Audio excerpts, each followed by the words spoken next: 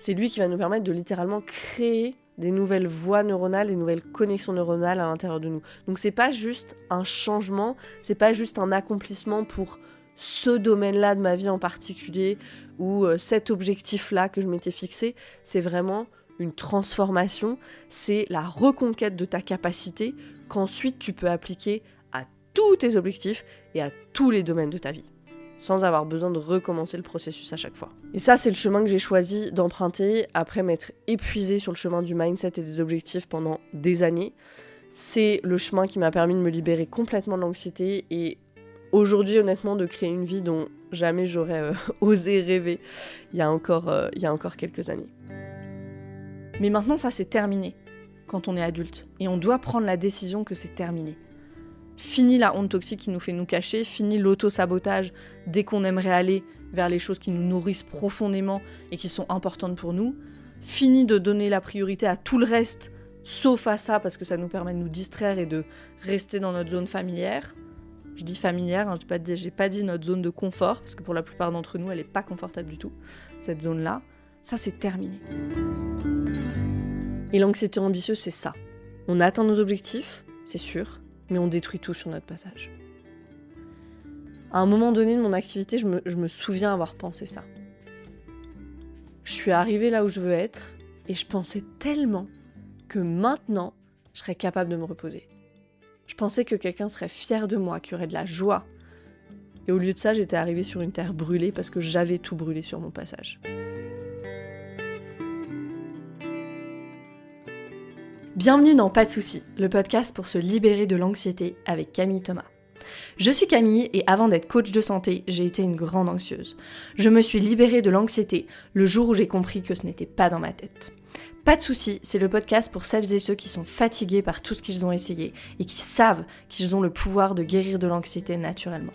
Alors si tu veux vivre sans anxiété et que tu as l'intuition qu'on ne t'a pas tout dit, ce podcast est pour toi. Je te retrouve tous les lundis pour explorer les pistes qui te permettront d'accéder au calme à l'intérieur de toi. Bienvenue dans le deuxième master épisode sur les conséquences du trauma. Un master épisode, c'est quoi ? C'est plusieurs épisodes en un pour que tu puisses explorer un sujet sans interruption et en profondeur. On continue sur les conséquences du trauma avec pour sujet l'estime de soi, la confiance en soi, l'auto-sabotage et l'anxiété ambitieuse. Mon Dieu, quand je retraverse ces sujets, je me dis, c'est dingue comme ça a imprégné ma vie, en fait. Comme ça lui a donné sa saveur à ma vie pendant si longtemps, tous ces sujets. Et j'espère que ces deux master épisodes te donnent de l'espoir, mais même plus que ça, te montrent qu'on peut s'en sortir, que véritablement tout se renégocie. C'est parti, on démarre avec la confiance en soi.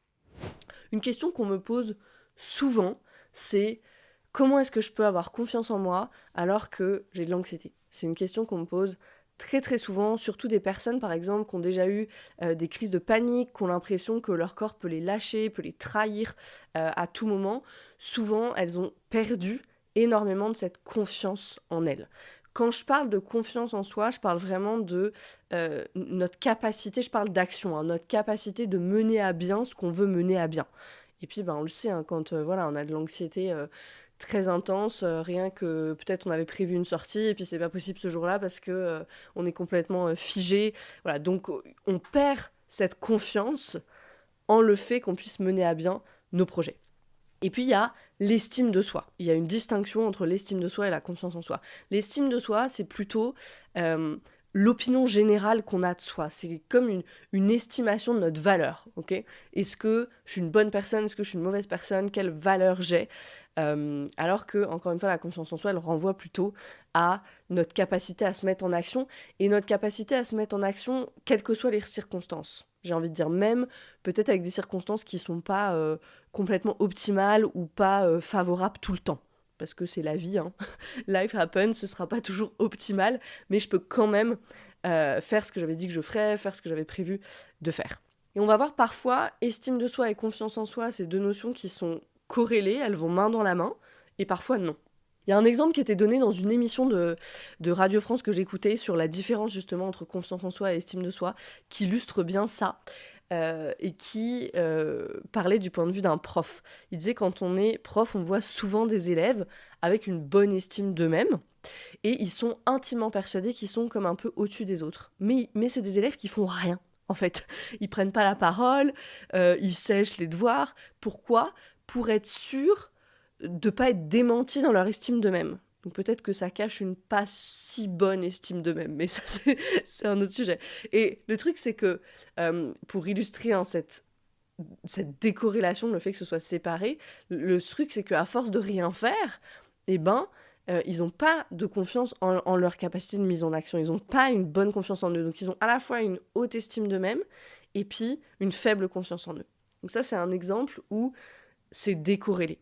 Un autre exemple où c'est décorrélé et où c'est l'inverse, ici je vais parler de ce que je peux voir dans mon équipe d'Otera parce que c'est un laboratoire hyper intéressant, c'est que des personnes qui veulent lancer leur activité et il y a beaucoup de personnes qui arrivent et qui ont une estime d'elles-mêmes très moyenne ou voire vraiment pas bonne. Et de façon générale, c'est des personnes qui se considèrent moins bonnes que les autres, qui vont plutôt y aller avec moi je suis pas bonne en ça, j'ai pas de compétences, etc., etc. Mais du coup, il y a comme une sorte de détente aussi qui vient avec ça, parce qu'il y a quelque chose de toute façon, je vais faire ce que je peux, et voilà. Et du coup, elles ont pas, ce que je vois, ce que je constate, c'est qu'elles mettent pas d'ego dans le processus, ces personnes-là. Elles essaient de faire des choses sans grandes ambitions, et à force de faire, elles progressent, en fait, et elles prennent confiance en elles. Et c'est hyper intéressant. Ici, on a l'inverse, en fait. Une estime de soi qui est pas super au départ, mais qui, grâce à la mise en action, voilà, n'empêche pas ces personnes, finalement, de gagner confiance en elles. Donc ça, c'est des exemples où ça peut être séparé. Et puis, il y a plein de situations où il y a une vraie corrélation entre les deux. Une mauvaise estime de soi qui empêche la mise en action. Et donc, il n'y a pas de confiance en soi. Il n'y a jamais de confiance en soi qui se crée, en fait. Et je crois que c'est pour ça, souvent, on est dans ce cas de figure-là. Et c'est pour ça qu'on tend à utiliser une expression pour une autre. Voilà, estime de soi, confiance en soi, c'est des termes qui sont un peu usés l'une pour l'autre. Parce qu'elles vont dans la main, elles vont main dans la main si souvent, en fait. Donc si tu écoutes cet épisode, sûrement que des questions que tu te poses, c'est comment je repars à la conquête de l'estime de moi et comment j'augmente la confiance en moi. Il y a une autre question qu'on m'a posée il y a peu de temps en message privé sur les réseaux et qui pour moi est liée à ce sujet. Je vais t'expliquer la connexion. La question c'est celle-là, c'est que faire quand j'ai l'impression que je vais jamais y arriver, voire que je suis en train de revenir en arrière sur mon chemin de guérison. Qu'est-ce qu'elle fait là, cette question ? La confiance en soi, c'est la confiance en notre capacité de nous mettre en action, de rebondir, de faire face aux circonstances, de naviguer en fait ce qui nous arrive. Si j'ai une grande confiance en moi, même quand ça avance pas comme je veux sur mon chemin de guérison, même si j'ai encore de l'anxiété parfois, j'ai confiance en ma capacité à continuer, à ajuster, à rester engagée pour aller mieux. Si j'ai pas ça, c'est là où ça va être difficile, en fait. Pour traverser ces moments difficiles qu'on traverse tous et toutes sur le chemin de guérison, on a besoin pour moi de la confiance en deux choses. La confiance en soi et puis la confiance dans le processus. Et vraiment, c'est les deux. Parce que même si j'ai confiance dans le processus mais que j'ai pas confiance en moi, c'est là où, dans les moments difficiles, je vais penser que ça marche pour les autres et puis pas pour moi, que pour moi c'est toujours plus difficile, que moi j'y arriverai pas, etc. Il peut y avoir toutes ces pensées qui arrivent. Et si j'ai confiance en moi mais pas dans le processus, c'est là où je vais souvent essayer de forcer, d'y aller à la force de mes petits muscles, de prendre des trop gros morceaux à la fois. Je vais essayer d'accélérer les choses dans des moments où en fait je devrais ralentir et en faisant ça en fait je vais me saboter. Et j'en reparlerai de voilà quoi faire quand c'est difficile. Donc on a vraiment besoin des deux. Donc je vais aller dans les trois parties de cet épisode. On va commencer avec l'estime de soi, ensuite la confiance en soi, et puis ensuite la troisième partie, que faire dans les moments où c'est difficile. Je partagerai des pistes, des choses que tu peux faire, des reformulations que tu peux adopter à ce moment-là, qui peuvent être utiles aussi. Je commence donc avec l'estime de soi. L'estime de soi, on l'a dit, c'est la valeur qu'on se donne. Donc si on considère un continuum, c'est vraiment l'autre extrémité du spectre de la honte toxique. D'un côté, on a la honte toxique et à l'extrême opposé, on a une bonne estime de soi. Sur le sujet de la honte toxique, je te renvoie à l'épisode précédent dans cette série qui est en deux parties, donc voilà, qui est bien riche sur le sujet. Je vais quand même dire quelques mots ici. Cette honte toxique, elle a pu venir de plein d'endroits. Alors on le sait, souvent des endroits de notre jeunesse, de notre enfance. Ça peut être le fait d'avoir reçu des critiques en permanence, de façon directe ou de façon plus subtile, hein, faire partie d'un groupe qui est ostracisé et qui a intégré comme ces critiques en fait qui sont internalisées déjà de base, avoir une faiblesse ou peut-être avoir quelque chose de spécial qui fait qu'on a connu des échecs. Par exemple, moi je pense quand j'étais petite et pas si petite que ça, même ado, après j'avais de l'asthme et du coup j'avais aucune performance en sport. Et à l'école, ceux qui étaient populaires, c'était ceux qui étaient bons en sport.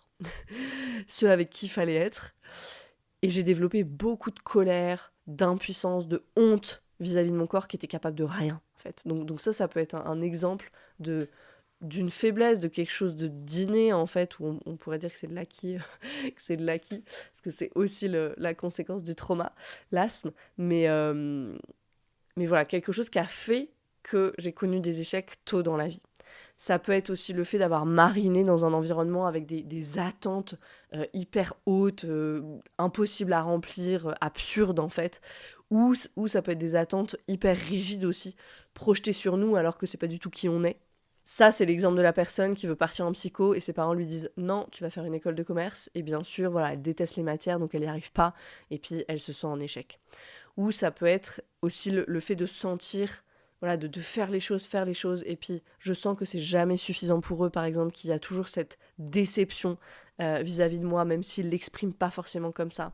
Je me souviens d'une cliente que j'accompagnais qui me racontait comme quand elle ramenait une note à la maison, quand elle était petite, le bulletin, quelle que soit la note, la question de ses parents, c'était toujours la même.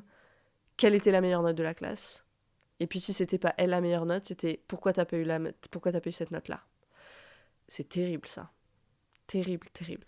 Donc ça, c'est tous des exemples qui sont des terreaux en fait pour le développement de cette onde toxique. Et tout ça, ce sont des choses qu'on intègre, bien sûr. Et pas qu'au niveau conscient, au niveau subconscient aussi. Donc quand on se met sur le chemin de guérison, quand on commence ce travail, déjà une première question, on peut commencer à se demander d'où ça vient, ça, ce sentiment de ne pas avoir de valeur. Si on parle d'avoir une mauvaise estime de soi, hein. Peut-être on peut demander aux parts de nous aussi d'où ça vient. Qu'est-ce qu'elles ont vécu pour avoir absorbé ces croyances-là ? Qui est aux manettes ici ? Est-ce que c'est vraiment moi ? Et peut-être on peut commencer à développer de la compassion pour les parts de nous aussi, qui portent cette honte, qui ont cette croyance je suis une mauvaise personne ou j'ai pas de valeur. Déjà, juste cette reformulation de c'est une part de moi qui croit ça. C'est pas tout mon être. Ça peut être très utile. Si tu veux explorer le sujet des parts, je te renvoie aux épisodes 26 et 88 du podcast, dans lequel je vais vraiment en profondeur dans cette grille de lecture-là. Donc j'ai dit que certaines parts de nous avaient adopté cette croyance. J'ai pas de valeur. Le fait de ne pas avoir de valeur, c'est une croyance. Janina Fisher, qui est une thérapeute aux États-Unis, assez connue dans le monde du trauma, du travail somatique, elle nous dit, le fait de ne pas avoir de valeur, c'est une croyance. C'est pas une émotion. Il y a des émotions associées à ça, mais c'est une croyance. Et elle dit souvent, ses clients vont la confronter un peu là-dessus, puis pas être d'accord, et disent, mais non, vraiment, j'ai pas de valeur. C'est une croyance. Plus que ça, c'est une réponse de survie. Et ce qui fait partie de cette réponse de survie, il y a l'effondrement, il y a l'engourdissement, le fait de s'anesthésier, la perte d'énergie. Tout ça, ça va de pair avec la croyance « je suis une mauvaise personne, je ne suis pas digne ». Et ça facilite la soumission totale. Parce que si on pensait « attends une minute là, tu peux pas me faire ça. Moi, je suis une personne qui a de la valeur, tu peux pas me traiter comme ça. » On s'effondrerait pas. Et donc la soumission serait 10 fois plus difficile et douloureuse. Or, pour survivre à ce moment-là, on avait besoin de se soumettre. Croire qu'on n'avait pas de valeur, du coup, c'était une brillante stratégie de survie. Parce que, imaginons un instant l'inverse, qu'il n'y ait pas eu cette stratégie de survie. En tant qu'enfant, je suis convaincue et persuadée que j'ai de la valeur et que je dois être traitée en conséquence comme une personne qui a de la valeur. Qu'est-ce qui se serait passé si tu avais regardé ton père ou ta mère dans les yeux et que tu lui avais dit « la mauvaise personne, là maintenant, c'est toi. Tu dois pas me traiter comme ça. » Qu'est-ce qui se passe dans ton corps en m'écoutant là ? Je parie qu'il y a un frisson, il y a de la peur, peut-être au moins de la crainte. Ça veut dire quoi ? Ça veut dire que c'était pas safe à ce moment-là, c'était pas sûr de croire que tu as de la valeur. Si tu croyais que tu avais de la valeur, t'étais pas en sécurité. Donc on peut s'accorder sur le fait que croire que tu n'avais pas de valeur à ce moment-là, ça t'a permis de survivre. Et déjà ça crée de l'espace parce que ça ouvre quelque chose. Il n'y a plus un seul narratif de « je suis nul ». Il y a de la place pour un autre narratif qui dit je suis nul, c'est une croyance qui t'a bien servi par le passé et qui fait qu'aujourd'hui, tu as survécu. On peut se mettre d'accord sur le fait que tu es là aujourd'hui, donc tu as survécu. Et maintenant, tu peux commencer le travail avec la honte toxique qu'on fait dans mon programme Arise pour pouvoir dire « j'ai survécu et je me suis libérée de la torture de la honte ». Parce que c'est une émotion véritablement corrosive et qui peut vraiment être vécue comme une torture quotidienne. Et c'est ce chemin-là de guérison de la honte toxique qui va amener véritablement profondément à la reconquête de l'estime de soi. Sur ce continuum, tu peux t'imaginer, sur ce continuum, tu te déplaces de la honte toxique doucement vers une bonne estime de toi. C'est ce travail qui permet ça. Voilà ce que je voulais dire dans cet épisode pour l'estime de soi. Encore une fois, je te renvoie aux épisodes 26 et 88 sur la honte toxique. Et maintenant, je vais passer à la confiance en soi. Donc, on a dit que la confiance en soi, ça renvoie avant tout à l'action, à la confiance en notre capacité de nous mettre en action, quelles que soient les circonstances, et même malgré des circonstances difficiles, incertaines, pas tout le temps favorables. Ici, j'ai envie de vous parler de la chanteuse Adele, que vous connaissez certainement, parce que ça illustre bien ce concept. Quand j'avais fait des recherches il y a vraiment un moment maintenant, plus de 2 ans, parce que j'avais fait un premier épisode sur la confiance en soi, j'étais tombée sur des posts d'Adele où elle confiait, en fait, elle n'a jamais caché qu'elle avait un trac paralysant avant de monter sur scène. Elle n'a jamais caché non plus qu'elle détestait les tournées. Et elle racontait qu'elle avait déjà vomi avant de monter sur scène et que parfois ça lui arrivait même de refuser des opportunités au cas où elle aurait une crise d'angoisse et qu'elle ne pourrait pas continuer.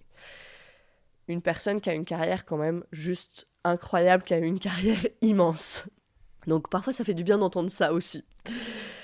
Si je reprends ici l'idée du continuum que j'ai pris pour l'estime de soi, donc aux antipodes il y avait la honte toxique pour l'estime de soi, ici pour la confiance en soi, l'autre extrémité du spectre, c'est la peur de ne pas y arriver. Si on y pense, la peur c'est l'inverse de la confiance. Et là tu vas me dire peut-être, oui mais je peux avoir peur et confiance en même temps. Oui, et en même temps, si par exemple je vais sauter à l'élastique ou si je vais faire du parapente pour la première fois, j'ai peur, mais je fais confiance à la personne qui m'accompagne, j'ai confiance dans le matériel, j'ai confiance dans l'expérience de façon générale. Du coup, on peut dire que si tu décides d'y aller, c'est quand même qu'il y a plus de confiance que de peur dans ton système. S'il y avait que de la peur, t'irais pas. En tout cas, ça serait la réaction saine, parce que la peur, ça sert à ça. Après que tu y ailles pour pas décevoir les autres qui sont là dans le groupe pour leur prouver quelque chose parce que t'as payé, etc., c'est un autre sujet. Mais si on reste sur peur versus confiance, il n'y a que de la peur. La réaction saine, c'est de reculer et de pas se mettre en action. C'est à ça que ça sert, la peur. Dans son livre Emotional Intimacy, Robert Augustus Masters, il nous dit « Si vous désirez vraiment une véritable transformation, ne cherchez pas plus loin que votre peur.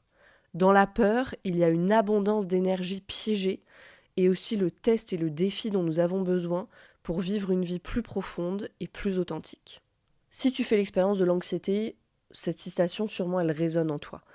J'ai beaucoup de personnes qui viennent à moi et qui me disent « Je ne me reconnais plus, c'est simple, j'ai peur de tout, en fait. Et je comprends pas parce que j'étais pas comme ça avant. » Ce dont ces personnes parlent, c'est d'une anxiété qui peut être intense et qui est tout le temps là, comme en toile de fond, en fait. La peur, c'est un peu différent. La peur, c'est une réaction émotionnelle à un danger spécifique et réel. Okay, versus l'anxiété, c'est cette peur qui a été magnifiée. C'est une peur qu'on regarde à la loupe, quoi. C'est une peur excessive et qui n'a pas d'objet particulier. Et du coup, qui peut être déclenchée par plein de stimuli différents. Et c'est souvent ce qu'on voit, ça. Par exemple, j'avais pas peur de prendre l'avion et puis maintenant, si. Et quelques mois plus tard, maintenant, j'ai aussi peur de prendre le train. Ou je travaille sur ma peur de l'avion, ça va mieux, et maintenant c'est quand je prends ma voiture pour aller au travail que je commence à avoir l'anxiété qui monte, la boule dans la gorge et tout ça. C'est comme si la peur c'était une sauterelle et qui sautait d'un objet à un autre sans prévenir. Et l'erreur qu'on fait souvent, c'est qu'on se concentre sur l'objet de la peur sans comprendre que c'est pas le sujet. En fait, c'est pas le sujet. Le sujet, c'est les hauts niveaux d'activation dans le système nerveux autonome qui font qu'il y a cette hypervigilance constante qui devient carrément de la peur et qui se fixe sur tout ce qu'elle trouve. Et donc, comme d'habitude, et si tu écoutes le podcast depuis un moment, t'es pas surpris ou surprise de m'entendre dire ça, c'est à ce niveau-là qu'on doit travailler, c'est au niveau du système nerveux autonome. Pourquoi ? Pour ramener une baseline de sécurité qui soit assez solide, qui fait que sans avoir besoin de se raisonner ou sans avoir besoin de faire des thérapies par l'exposition, qui parfois en plus empirent les choses parce que les expériences ne sont pas titrées souvent, on va pouvoir faire ce qui nous est peur. On va pouvoir monter dans l'avion et constater « Ah, ok, je suis là et puis j'ai plus les scénarios catastrophes que j'avais dans la tête. » Mais voilà, on n'a pas besoin d'y penser en fait, quand on a ramené de la sécurité à ce niveau le plus profond qui est celui du système nerveux autonome. Et pourquoi je dis c'est naturel, on n'a pas besoin d'y penser ? Si tu connais la théorie polyvagale, je te renvoie à l'épisode 83 du podcast, dans lequel j'explique les tenants, les aboutissants de cette théorie qui a été proposée par Stephen Porges. Si tu connais la théorie polyvagale, tu sais que l'histoire suit l'état. Autrement dit, c'est d'abord ton système nerveux autonome qui va dans un état, un certain état, soit qui reste en ventral, soit qui va dans un état de survie, et ensuite, ton cerveau crée une histoire pour matcher ton état interne. C'est pour ça que ce raisonner ne marche pas. Je me souviens d'une personne qui était venue à moi, et un de ses symptômes avec l'anxiété, c'était qu'elle avait peur de prendre l'ascenseur. Elle avait travaillé avec une thérapeute qui lui avait dit « Bon bah c'est simple, tu vas t'entraîner et tu vas prendre l'ascenseur. » Et elle pouvait pas. Et elle se sentait encore plus en échec parce qu'elle avait beaucoup de lucidité. Elle me disait, c'est vrai, je pourrais entrer dans l'ascenseur, aller au premier étage ou au deuxième étage, voir que je suis pas morte, mais je peux pas. Pourquoi je raconte ça dans la partie sur la confiance en soi ? Alors je l'ai dit parce que c'est les deux extrêmes d'un continuum, la confiance en soi et puis la peur de pas y arriver. Et aussi parce que ce que je veux dire ici, et rappeler peut-être, c'est que on a deux options. On peut prendre le premier chemin, qui est le chemin mindset, je vais comme muscler mon cerveau, me dire que je peux y arriver, me fixer des objectifs, acheter un programme en ligne, me motiver avec d'autres personnes et faire ça jusqu'à y arriver. Et oui, ça va augmenter ma confiance et en ma capacité de me mettre en action, ça sans aucun doute, je vais le faire. Juste que ça prend du temps, ça demande beaucoup d'efforts et c'est franchement laborieux parce que tu dois recommencer ça, on doit recommencer le même process en fait pour chaque chose qu'on veut entreprendre. Et souvent ça tient pas sur la durée. Ou à un moment ça va tenir, mais parce que ça fait 10 ans que tu le fais. Ou on peut prendre le deuxième chemin, qui semble beaucoup plus indirect au début, pas très intuitif, je dirais, et dans lequel aussi, sur ce chemin-là, on comprend pas toujours où on va, peut-être. Et ça, c'est le chemin de la régulation du système nerveux. C'est le chemin du travail sur les niveaux d'activation eux-mêmes, sur toute la peur piégée à l'intérieur de nous qui a besoin d'être libérée. Et quand on prend ce chemin-là, la confiance en soi, la capacité à dire « je vais y arriver » et pas juste à dire, à croire, à en être persuadé « je vais y arriver » revient naturellement, de façon organique. Attention, je ne suis pas en train de dire que ce chemin ne demande pas de travail. Il demande absolument de s'engager, de rester engagé aussi, même si on fait les choses par tout petit bout et que parfois on n'a pas l'impression d'avancer énormément. Il demande de garder confiance dans le processus aussi. Mais c'est un chemin qui est beaucoup plus doux, beaucoup plus solide, puisque c'est celui qui va nous permettre une véritable transformation au niveau neuroplastique, au niveau du cerveau. C'est lui qui va nous permettre de littéralement créer des nouvelles voies neuronales, des nouvelles connexions neuronales à l'intérieur de nous. Donc c'est pas juste un changement, c'est pas juste un accomplissement pour ce domaine-là de ma vie en particulier, ou cet objectif-là que je m'étais fixé, c'est vraiment une transformation, c'est la reconquête de ta capacité qu'ensuite tu peux appliquer à tous tes objectifs et à tous les domaines de ta vie, sans avoir besoin de recommencer le processus à chaque fois. Et ça, c'est le chemin que j'ai choisi d'emprunter après m'être épuisée sur le chemin du mindset et des objectifs pendant des années. C'est le chemin qui m'a permis de me libérer complètement de l'anxiété et aujourd'hui, honnêtement, de créer une vie dont jamais j'aurais osé rêver il y a encore quelques années. C'est la proposition de mon programme Arise. Et si tu l'as pas encore fait, je t'invite à aller écouter des témoignages de personnes qui ont choisi ce chemin-là. Parce que je crois que c'est précieux d'entendre le parcours de personnes qui ont marché avant nous. On voit toujours les personnes où elles en sont aujourd'hui, mais c'est important de remettre dans le contexte, parce que ça permet de se dire aussi, ok, si elle l'a fait, je peux le faire aussi. Et ça peut avoir le pouvoir, ça, les histoires des autres, elles peuvent avoir le pouvoir de nous reconnecter peut-être aux quelques grammes de confiance en nous qu'on a à l'intérieur. De nous reconnecter à un « c'est possible », de créer de l'espace, comme je disais tout à l'heure, avec le narratif de la honte toxique, de recréer un peu d'espace. peut-être qu'il y a quelque chose qui est possible. Dans le podcast spécifiquement, tu peux écouter le témoignage de Patricia dans l'épisode 72, celui de Quentin, c'est l'épisode 85, celui de Chloé dans l'épisode 86, et puis une autre Chloé dans l'épisode 87, et il y a celui d'Émilie dans l'épisode 91 aussi. Et il y a aussi plein de témoignages plus courts sur la page de mon programme Arise que tu peux consulter, je mettrai le lien dans les show notes de l'épisode. Donc si je reprends la grille de lecture de la théorie polyvagale, et donc le lien entre confiance en soi et système nerveux autonome, les choses elles apparaissent de façon assez évidente. Je peux avoir confiance en moi quand je suis ancrée dans l'état ventral, qui est un état de résilience, de connexion à soi, de connexion aux autres, de confiance dans le monde. Quand est-ce qu'on a le moins confiance en soi ? C'est quand on perd cet accès à l'état ventral. Quand, par exemple, je suis complètement dans l'état sympathique, tout est une menace. C'est dans cet état que loge l'anxiété, la peur, ce qu'on appelle le stress aussi. Ce ne sont pas des états dans lesquels la confiance en moi est au max. Ok. Et si l'état sympathique ne suffit pas et que je me sens encore plus dépassée ou trop menacée et que je vais dans l'état dorsal, peut-être que je me fige ou que je m'effondre, c'est ça les réponses associées à cet état-là. Alors là, je peux plus même physiquement me mettre en action, puisque mon système est entré dans cet état de conservation d'énergie extrême. Et tu les connais, hein, ces moments où t'aimerais faire quelque chose, mais tu procrastines parce que t'as juste pas l'énergie, où il y a un brouillard mental tel, une confusion qui est là, que juste c'est impossible. Et comment tu te sens après, quand t'as pas accompli ce que tu voulais faire ? Et comment tu te sens après, quand t'as pas accompli ce que tu voulais faire ? C'est facile dans ces moments-là de sauter à la conclusion que « Ah bah j'y arrive jamais, je suis nulle ». Ta confiance en toi, elle est sapée dans ces moments-là, et ton estime de toi, elle en prend un coup aussi. Donc qu'est-ce que je suis en train de dire ? Je suis en train de dire que l'état dans lequel se trouve mon système nerveux autonome et ma confiance en mes capacités à me mettre en action sont intimement liés, sont même complètement interdépendants. La seconde, la confiance en mes capacités de me mettre en action dépend du premier, de l'état de mon système nerveux autonome. Et la bonne nouvelle, c'est que cette capacité de régulation qui va nous donner cet ancrage solide dans l'état ventral peut s'acquérir. C'est une compétence qu'on peut absolument acquérir, réacquérir. C'est tout ça qu'on fait dans Arise. Je parlais d'Adèle qui a tellement le trac avant de monter sur scène tout à l'heure. Il y a un documentaire qui m'a beaucoup touchée et à l'intérieur duquel sont vraiment tissés ces thèmes de l'estime de soi, de la confiance en soi. C'est un documentaire dans lequel il y a beaucoup de vulnérabilité aussi. C'est le documentaire sur la vie de Lady Gaga qui s'appelle 5'2" sur Netflix. Et on peut voir vraiment dans ce documentaire les difficultés, le dépassement de soi et les efforts honnêtement surhumains parfois de quelqu'un qui a choisi plutôt le premier chemin, celui du travail, des objectifs, du mindset, et dans un monde qui est pas tendre, hein, celui de l'industrie de la musique. C'est vraiment intéressant, ce documentaire, donc je le pose là, pour une soirée Netflix and chill. Et tous ces moments difficiles qu'on la voit traverser dans le documentaire, ça me fait la transition parfaite avec la troisième partie de notre épisode, qui est que faire quand on a envie d'abandonner, que faire quand c'est difficile sur notre chemin, sur le chemin de guérison sur lequel tu t'es engagé.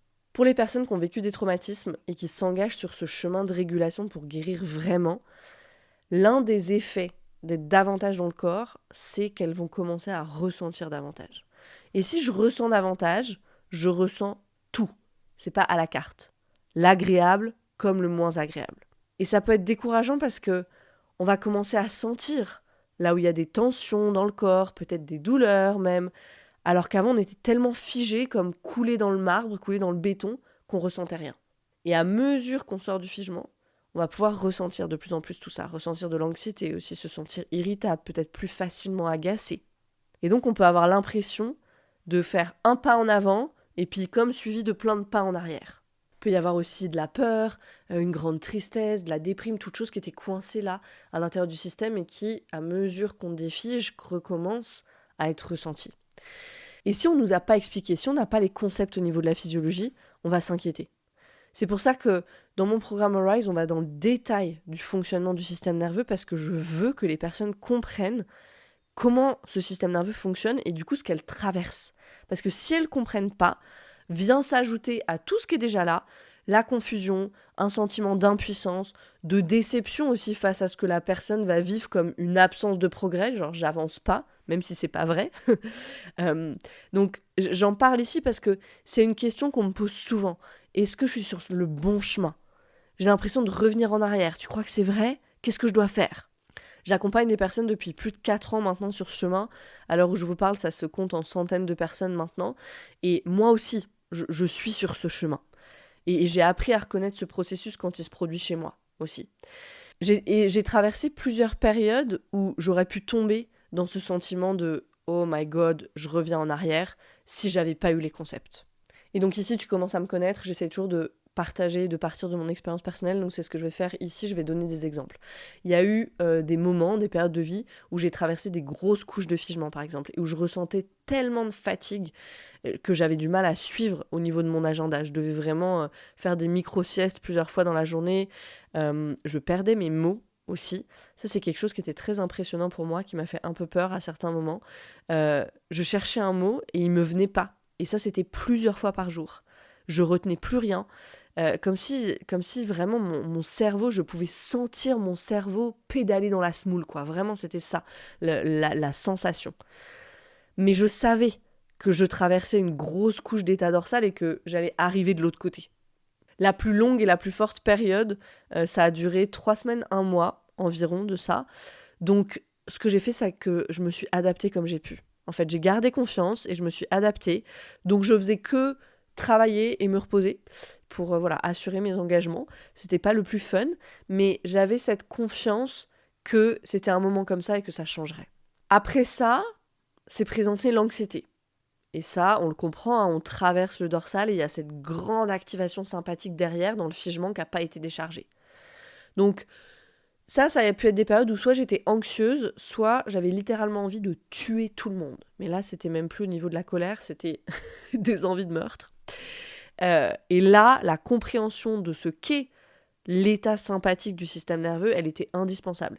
Et les pratiques aussi de colère et d'agressivité saine, qui sont des thèmes qu'on explore, hein. Dans le programme, elles ont été vraiment les bienvenues aussi, pour vraiment pouvoir décharger ça, pouvoir m'engager avec ce qui était là, soutenir ces traversées en fait.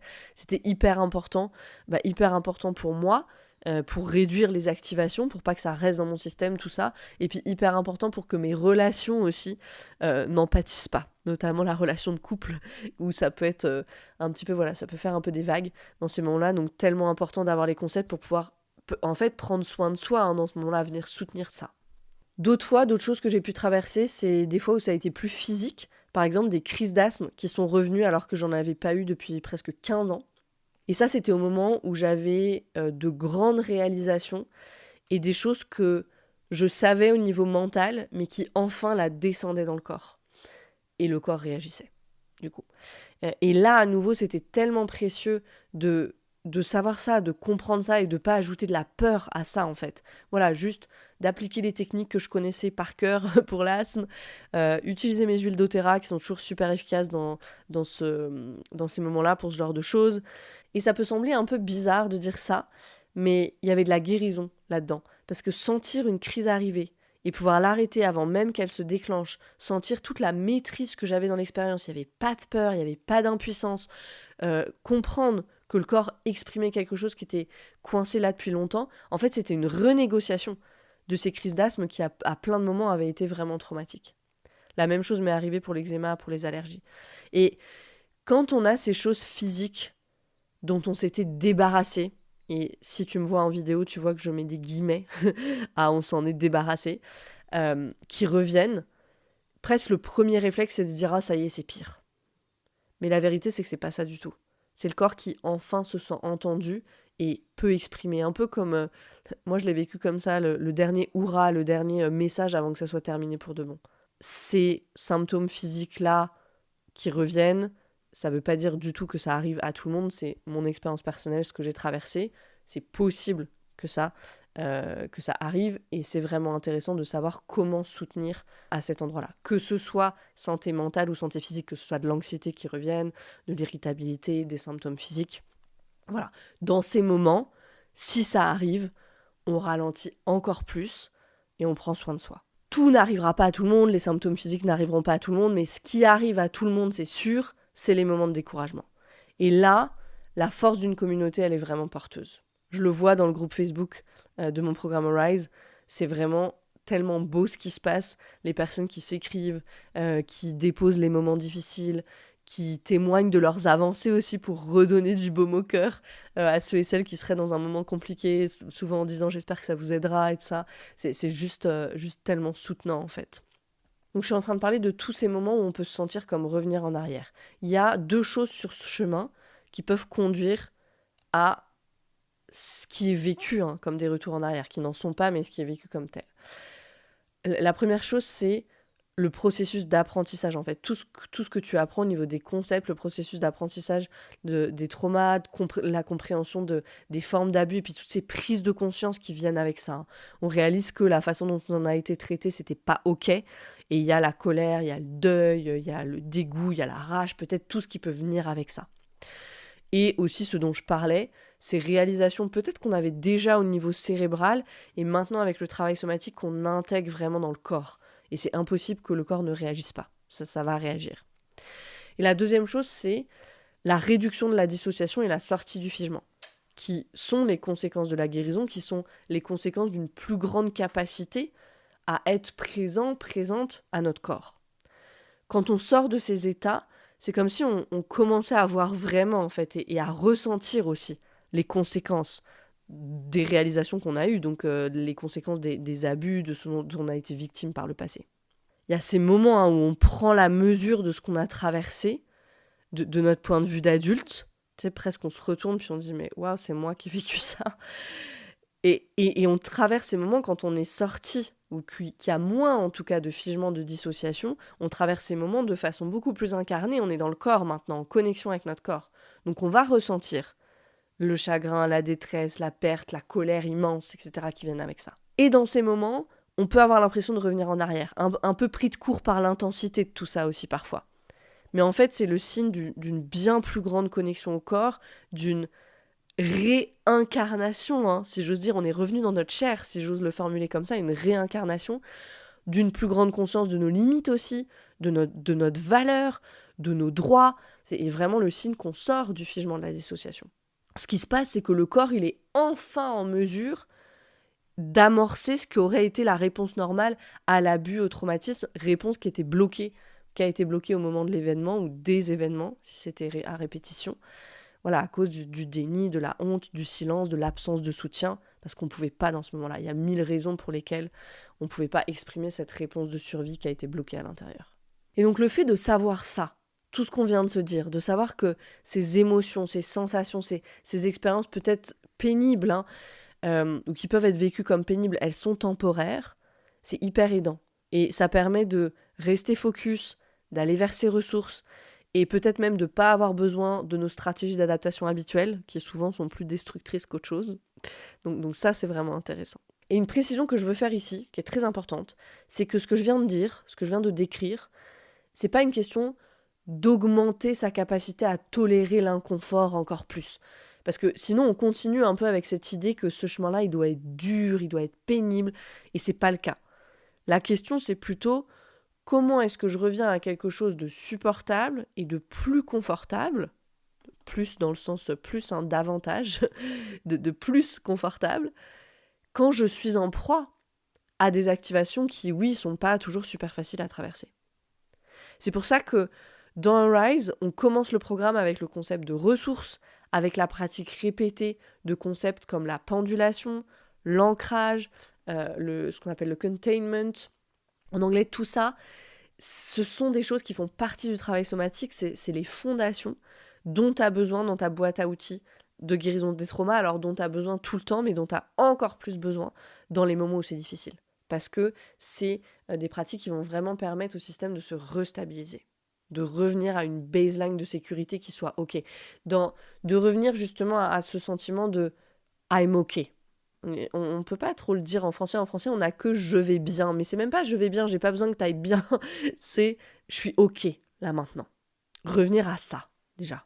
Je disais que j'ai appris à reconnaître en moi ces moments où c'est difficile, où j'ai juste envie de jeter l'éponge. Et ce que j'ai aussi appris à faire, c'est à observer mes pensées dans ces moments-là. Et typiquement, je vais avoir des pensées du type « Ah, ça serait tellement simple de pas avoir de conscience, de pas être éveillé, de pas faire ce travail, de juste me soucier de rien. » Ce qui est une pensée complètement erronée, puisque c'est ce travail qui m'a permis, et qui me permet toujours, d'avoir le calme intérieur que j'ai au quotidien. Avant de le commencer, je me souciais pas de rien, c'est l'anxiété qui me faisait me soucier de tout. Donc c'est un raisonnement erroné et faux, mais c'est ce genre de pensée qui va arriver dans les moments difficiles. Et ça, c'est super quand tu arrives à les reconnaître. Et maintenant, concrètement, qu'est-ce qu'on fait ? Ce que je fais dans ces moments-là, c'est que j'essaye pas d'aller vers des pratiques somatiques ou vers du contenu sur le sujet de guérison des traumas qui pourrait m'aider. Ça, c'est une erreur typique, commune. C'est d'aller écouter encore plus de contenu en pensant que je vais trouver l'information clé, l'information miracle qui va me donner la clé pour débloquer ce que je suis en train de traverser et pour aller mieux. Non, non, non. Je lâche tout ça dans ces moments-là et je vais vers mes ressources que j'appelle mes ressources dans la vraie vie. Parce que dans les moments où c'est difficile, c'est qu'il y a trop d'activation. Donc aller écouter des choses ou faire des pratiques, ça va encore ajouter de la stimulation à un système qui est déjà trop stimulé. C'est pas une bonne idée. C'est vraiment l'image de la boue et de l'eau. Après que l'eau elle ait été agitée, peut-être parce qu'il y a eu du mauvais temps, il faut laisser la boue redescendre pour que l'eau redevienne claire, tranquille. Donc on n'est pas là à agiter le bocal avec l'eau dedans. L'unique chose à faire, c'est d'écouter et de se mettre au service. Ça paraît bizarre de dire ça, mais c'est vraiment ça. Ah, j'ai de l'anxiété, ça me fait des frissons un peu partout. Tiens, je vais faire des mouvements pour accompagner ça, puis voir si ça aide. Et puis ici, on lâche la perfection, on essaie des choses. Si ça soulage, super, sinon on fait autre chose. Ou, ah, je me sens vraiment désespérée. Qu'est-ce qui généralement me redonne de l'espoir ? L'humour, peut-être ? Un documentaire sur la beauté de la nature ? Aller toucher un arbre ? La réponse, elle sera différente pour chacun et chacune de nous. Mais voilà, ok, je me sens désespérée, bah fais ça. Qu'est-ce qui me redonne de l'espoir généralement ? C'est vraiment, je me mets au service de ce qui a besoin d'être entendu, considéré, vu, libéré, shaké, écouté. Et j'en rajoute pas côté concept, théorie, etc. Je pose aussi des limites dans ces moments-là. Je ne suis pas disponible. Je ne suis disponible que pour ce qui contribue à me réguler, pas pour le reste. Comment poser ces limites de façon sûre, et ça de façon sûre, ça veut dire de façon très très progressive, c'est aussi un module du programme Arise, parce que c'est une compétence fondamentale à récupérer et qui est très difficile pour beaucoup de personnes ayant traversé des choses qui étaient trop pour elles. Ce sont des personnes qui sont habituées à ce que leurs limites soient dépassées et qui elles-mêmes continuent à les dépasser en permanence, souvent. Donc dans ce moment-là, je pose des limites. Je suis disponible pour personne d'autre. Je suis disponible à moi, c'est tout, et à mon système. Donc pour résumer, dans les moments où c'est difficile, rien de théorique. Aller vers ses ressources et faire simple. En anglais, dans le travail somatique, on dit stupid simple. Le système nerveux, il n'aime pas quand c'est compliqué, quand c'est complexe. Simple. Se mettre au service de ce qui est là dans le corps, essayer de suivre ce qui se passe pour laisser sortir ce qui a besoin d'être libéré. Et poser ses limites de façon ferme, se rendre disponible que pour ce qui est ressourçant pour toi. Donc voilà pour cet épisode où on a traversé pas mal de sujets, peut-être que tu auras besoin de le réécouter. Et je vais finir sur une citation de Louise Hay pour boucler la boucle du sujet de cet épisode. Elle nous dit « Rappelez-vous, vous vous êtes critiqué pendant des années et cela n'a pas fonctionné. Essayez de vous donner de l'approbation et voyez ce qui se passe. » Moi j'ai même envie de dire essayez de vous donner du soutien et voyez ce qui se passe. On continue sur les conséquences du trauma avec une deuxième conséquence, l'autosabotage. Véritablement un de mes sujets préférés, l'autosabotage, parce que j'ai le sentiment que c'est vraiment un sujet pour lequel tout le monde essaye de craquer le code, de trouver la solution qui fait qu'on va enfin faire ce qu'on avait dit qu'on ferait, tenir nos engagements envers nous-mêmes, tenir nos engagements envers les autres, arrêter de procrastiner, etc. Et pourtant, en 2024, 2025, à l'heure où je vous parle, personne ne semble avoir trouvé la solution. Et je crois qu'en partie, c'est dû au fait qu'on tend à regarder au mauvais endroit. Et ce, de plusieurs façons. Déjà, on regarde à l'extérieur de nous au lieu de regarder à l'intérieur. Grand classique. Ça, c'est un peu le niveau 0. Et puis, une fois, souvent que les personnes, elles ont compris qu'elles ne se sabotent pas à cause de telles circonstances extérieures ou de telles personnes sur qui elles remettent sans cesse la faute, ce que font la plupart des personnes, c'est qu'elles se résolvent à prendre la responsabilité de leurs actions. Ok, c'est moi qui suis responsable. et elles sont emportées dans le cycle de la honte. Et ça fait qu'au lieu de rester dans leur pouvoir, elles sont aspirées par l'impuissance. Et l'impuissance, c'est le trauma et c'est l'auto-sabotage. Donc nous voilà à nouveau à la case départ. Je crois qu'on ne regarde pas non plus au bon endroit parce qu'il n'y a pas un endroit où regarder, mais plusieurs en réalité. Et c'est ce que je vais essayer de faire dans cet épisode. Je le ferai de façon sûrement non exhaustive, mais je vais essayer de le faire de la façon la plus complète possible. Déjà, je fais un point vocabulaire pour commencer. L'auto-sabotage n'existe pas. Il faut vraiment qu'on soit clair là-dessus. Mais pour les besoins du sujet et parce qu'on comprend tous cette expression, je vais utiliser ce mot-là. L'auto-sabotage, c'est de l'auto-protection. On va le voir. Donc, sache que quand je dis auto-sabotage dans l'épisode, ce que je dis en réalité, c'est autoprotection. Ensuite, je pense que c'est bien de commencer par les signes de l'auto-sabotage. Comment savoir que je suis dans ce cycle-là, dans ce tourbillon-là ?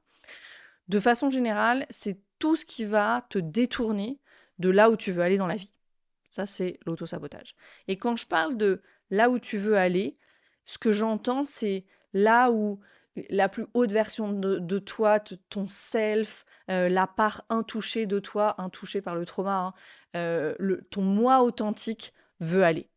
Je parle de ce qui est profondément important pour toi parce que tu sais que c'est ce qui te nourrit, qui t'apporte vraiment ce sens d'accomplissement, de la sérénité, une joie authentique, profonde. Je parle pas de tous les objectifs qu'on se fixe dans la vie et qui sont en réalité des stratégies d'adaptation pour dépasser notre faible estime de nous. C'est pas de ça dont je parle. Donc l'auto-sabotage, c'est tout ce qui nous éloigne de nos désirs et de nos objectifs profonds. Et tout ce qui a de l'importance requiert qu'on y travaille. Tout ce qui a vraiment de l'importance requiert qu'on grandisse, qu'on sorte de la contraction pour aller vers l'expansion, qu'on fasse des choses qu'on n'avait jamais faites avant, qu'on ait le courage d'écouter notre intuition, ce feu là dans l'estomac qui s'allume dès qu'on y pense. Et c'est comme ça que tu sais ce qui est important. C'est comme ça que tu sais que c'est un désir du self. Et généralement, c'est quand on se connecte à ça qu'on va expérimenter la plus grande résistance. Et qu'on peut se retrouver comme le hamster dans sa roue dans le cycle de l'autosabotage. Et ça peut prendre plein de formes. Ça peut être la procrastination qui nous évite l'échec. Ça peut être le perfectionnisme. Ils s'aiment bien, généralement, ces deux-là, ils vont ensemble. La destruction de relations. Ça peut être le fait de se plaindre, de rejeter la faute sur les autres, sur les circonstances extérieures. L'incapacité à faire confiance aux autres alors qu'on aurait besoin de soutien. Ça peut être fixer des attentes qui sont pas du tout réalistes pour se mettre tout de suite en échec, en fait, et puis pas commencer. Ça peut être le besoin de tout contrôler, d'anticiper, s'inquiéter tout le temps qui nous donne un faux sentiment de contrôle. Ça va être aussi tout ce qui va continuer à nourrir la faible estime de nous. Le syndrome de l'imposteur, écouter sa critique intérieure dès qu'elle se met en marche, se comparer aux autres. Ça va être aussi le fait de ne pas respecter ses limites. Parce que si je ne respecte pas mes limites, j'ai plus d'énergie pour ce qui est vraiment important pour moi. Les distractions constantes. Big one, celle-là aujourd'hui. Big one, se laisser emporter par le flot de propositions, de distractions qui en fait s'arrêtent jamais. Et jamais réussir à dire non, là ce qui est important pour moi c'est ça. Rester dans ce qu'on appelle en anglais le wishful thinking. Tu sais, c'est le fait de penser... j'aimerais bien, un peu comme des rêves comme ça qui restent vaporeux, puis des choses qui restent un peu dans les airs comme ça, au lieu de prendre une décision et de s'engager vers ça. Et puis ça va être aussi tous les faux raisonnements qu'on se raconte, du style j'irai à la salle de sport quand j'aurai le temps, j'économiserai quand j'aurai de l'argent. C'est comme dire j'irai à l'hôpital quand je serai en bonne santé. On rigole, mais on en a plein, des faux raisonnements comme ça. Tout ça, ça va être des signes que l'autosabotage est à l'œuvre, qu'il y a des parts protectrices de toi qui disent on va pas par là, on connaît, on a donné, plus jamais. Pour moi, si on veut craquer le code de l'autosabotage, si une telle chose existe, il y a 4 grands endroits où on devrait regarder. Et je veux dire quelque chose ici, j'avais fait un épisode sur l'autosabotage tout au début du podcast, et c'est vraiment cool, bienfaisant même, de voir à quel point ma réflexion a évolué sur le sujet. Donc aujourd'hui, ce que je te partage dans cet épisode, c'est un véritable framework, un cadre, je l'ai vraiment pensé, qui permet de penser efficacement le sujet, je crois. Ça pourrait être le sommaire d'un livre, honnêtement. Ces 4 grands endroits et puis cet épisode de podcast. Donc, 4 endroits où il nous faut regarder. La honte toxique, de façon très surprenante, n'est-ce pas ? l'énergie disponible qu'on a, je parle de l'énergie physique, je vais en parler, l'absence d'interoception et l'impact de notre environnement primaire. Donc je vais détailler chacun de ces points. On commence avec la honte toxique. C'est peut-être le point le plus important parce que véritablement c'est la racine, c'est la cause profonde de l'autosabotage. Et en même temps, je ne vais pas le détailler autant qu'il le mérite parce qu'il y a un épisode entier sur la honte toxique dans cette série, donc je t'y renvoie. Si tu l'as pas écouté cet épisode-là, vraiment, vraiment, va l'écouter. Donc la honte toxique, pour rappel, c'est quoi? C'est la honte qui n'a pas d'autre fonction que de nous humilier et qui, au fil du temps, a pour conséquence l'adoption de la croyance qu'on est une mauvaise personne, qu'on est défectueux. Moi, j'aime bien dire qu'on est une pomme pourrie. Et ce que je sens qui est important sur le sujet de la honte en lien avec l'autosabotage, c'est les croyances qu'on adopte une fois qu'on a intégré la honte toxique. Je suis une mauvaise personne. J'y arrive jamais. Quoi que je fasse, ça marche pas. Ça marche pour moi et pas pour les autres. Je gâche toujours tout. Je ne suis pas assez. Et ce que je vais partager ici, c'est vraiment mon expérience après avoir travaillé avec des centaines de personnes à ce stade. C'est hyper intéressant de voir comme la plupart de ces personnes, quand elles entendent ces croyances, qu'on va les dire comme ça, comme je viens de les lire, comme je viens de le faire, beaucoup ne se sentent pas concernés. Ah non, non, je sais que je suis une bonne personne, je sais que je fais de mon mieux, je sais que j'ai réussi des choses dans ma vie. Oui, au niveau conscient, tu sais. Mais ces croyances, elles ont glissé si profondément dans le subconscient et les parts protectrices, elles font si bien leur travail qu'on n'y a même pas accès. Quand je faisais encore des séances individuelles et que j'utilisais la méthode Psyché, je l'utilise encore presque chaque jour pour moi, juste plus en séance parce que c'est pas une modalité de groupe et qu'aujourd'hui je fais plus de groupe pour des raisons que j'ai expliquées dans l'épisode 84 du podcast, si ça t'intéresse. Bref, ce que je faisais, c'est quand j'avais une personne qui venait à moi parce qu'elle voulait changer un comportement, parce qu'elle était rongée par l'anxiété dès qu'elle pensait à aller vers ce qu'elle voulait vraiment, ou qu'elle travaillait super dur pour ses objectifs mais qu'il n'y avait pas vraiment de résultat, ou que les choses aboutissaient jamais. Vous savez, quand on pédale dans la semoule comme ça, je faisais le travail de reprogrammation de ces croyances avec elle. Ces croyances qui peuvent sembler tellement simples, et puis c'était très intentionnel de ma part de partir de ces croyances très très simples. Je suis une bonne personne. J'y arrive. Quoi que je fasse, ça marche. Si ça marche pour les autres, ça marche pour moi. Donc toutes celles que je viens de dire, là, on les renverse, et on fait ce travail de reprogrammation. Et ces croyances, elles peuvent sembler si simples et si basiques, mais pourquoi? Parce qu'elles sont si jeunes, en fait. Et je crois que on sous-estime l'impact de venir travailler à ce niveau-là, de reprogrammer ces croyances-là. On veut tout de suite partir dans des choses très complexes, alambiquées et tout ça, alors que c'est à ce niveau-là que ça se joue. Et ça, c'est vraiment un sujet qui me touche profondément parce que moi, j'ai été cette personne qui voyait ses accomplissements, j'étais consciente des prix, des reconnaissances que j'avais gagnées, d'être toujours première de la classe au lycée, deuxième de ma promo en master, même avec ma première entreprise qui n'a pas abouti, mais on avait gagné plein de prix en France, en Allemagne. Il y avait tout ça. Et pourtant, quand il s'agissait de moi, de ce que moi je voulais vraiment, je le sabotais. Dans mes relations, dans ma santé, dans la relation à mon corps. Ma principale façon de le faire, moi, l'auto-sabotage, c'était de faire passer tout ça en dernier. Tout ce que je voulais vraiment, hop, c'était les miettes. Je me donnais les miettes de mon temps. Et sans jamais réussir à inverser les priorités. Et je dis vraiment réussir parce que c'était vraiment ça. C'était vraiment ce sentiment d'être empêché par une force invisible. Et je me souviens quand les personnes me disaient « Mais qu'est-ce qui t'empêche de ralentir ?» Ou que mon compagnon, il me disait « Qu'est-ce qui t'empêche de passer la soirée avec moi, là, sans être sur ton ordinateur? Tu m'as dit que tu avais fini pour aujourd'hui et qu'il n'y avait plus rien d'urgent. » J'étais hyper agacée et je répondais « Je sais pas ce qui m'en empêche, je peux pas, c'est tout. » Donc, je suis sûre que toi qui m'écoutes, peut-être pour certaines choses, ça t'arrive de ressentir ça. Je peux pas, c'est tout. Et il y a tellement d'impuissance là-dedans, d'agacement envers soi, de frustration et puis d'impuissance.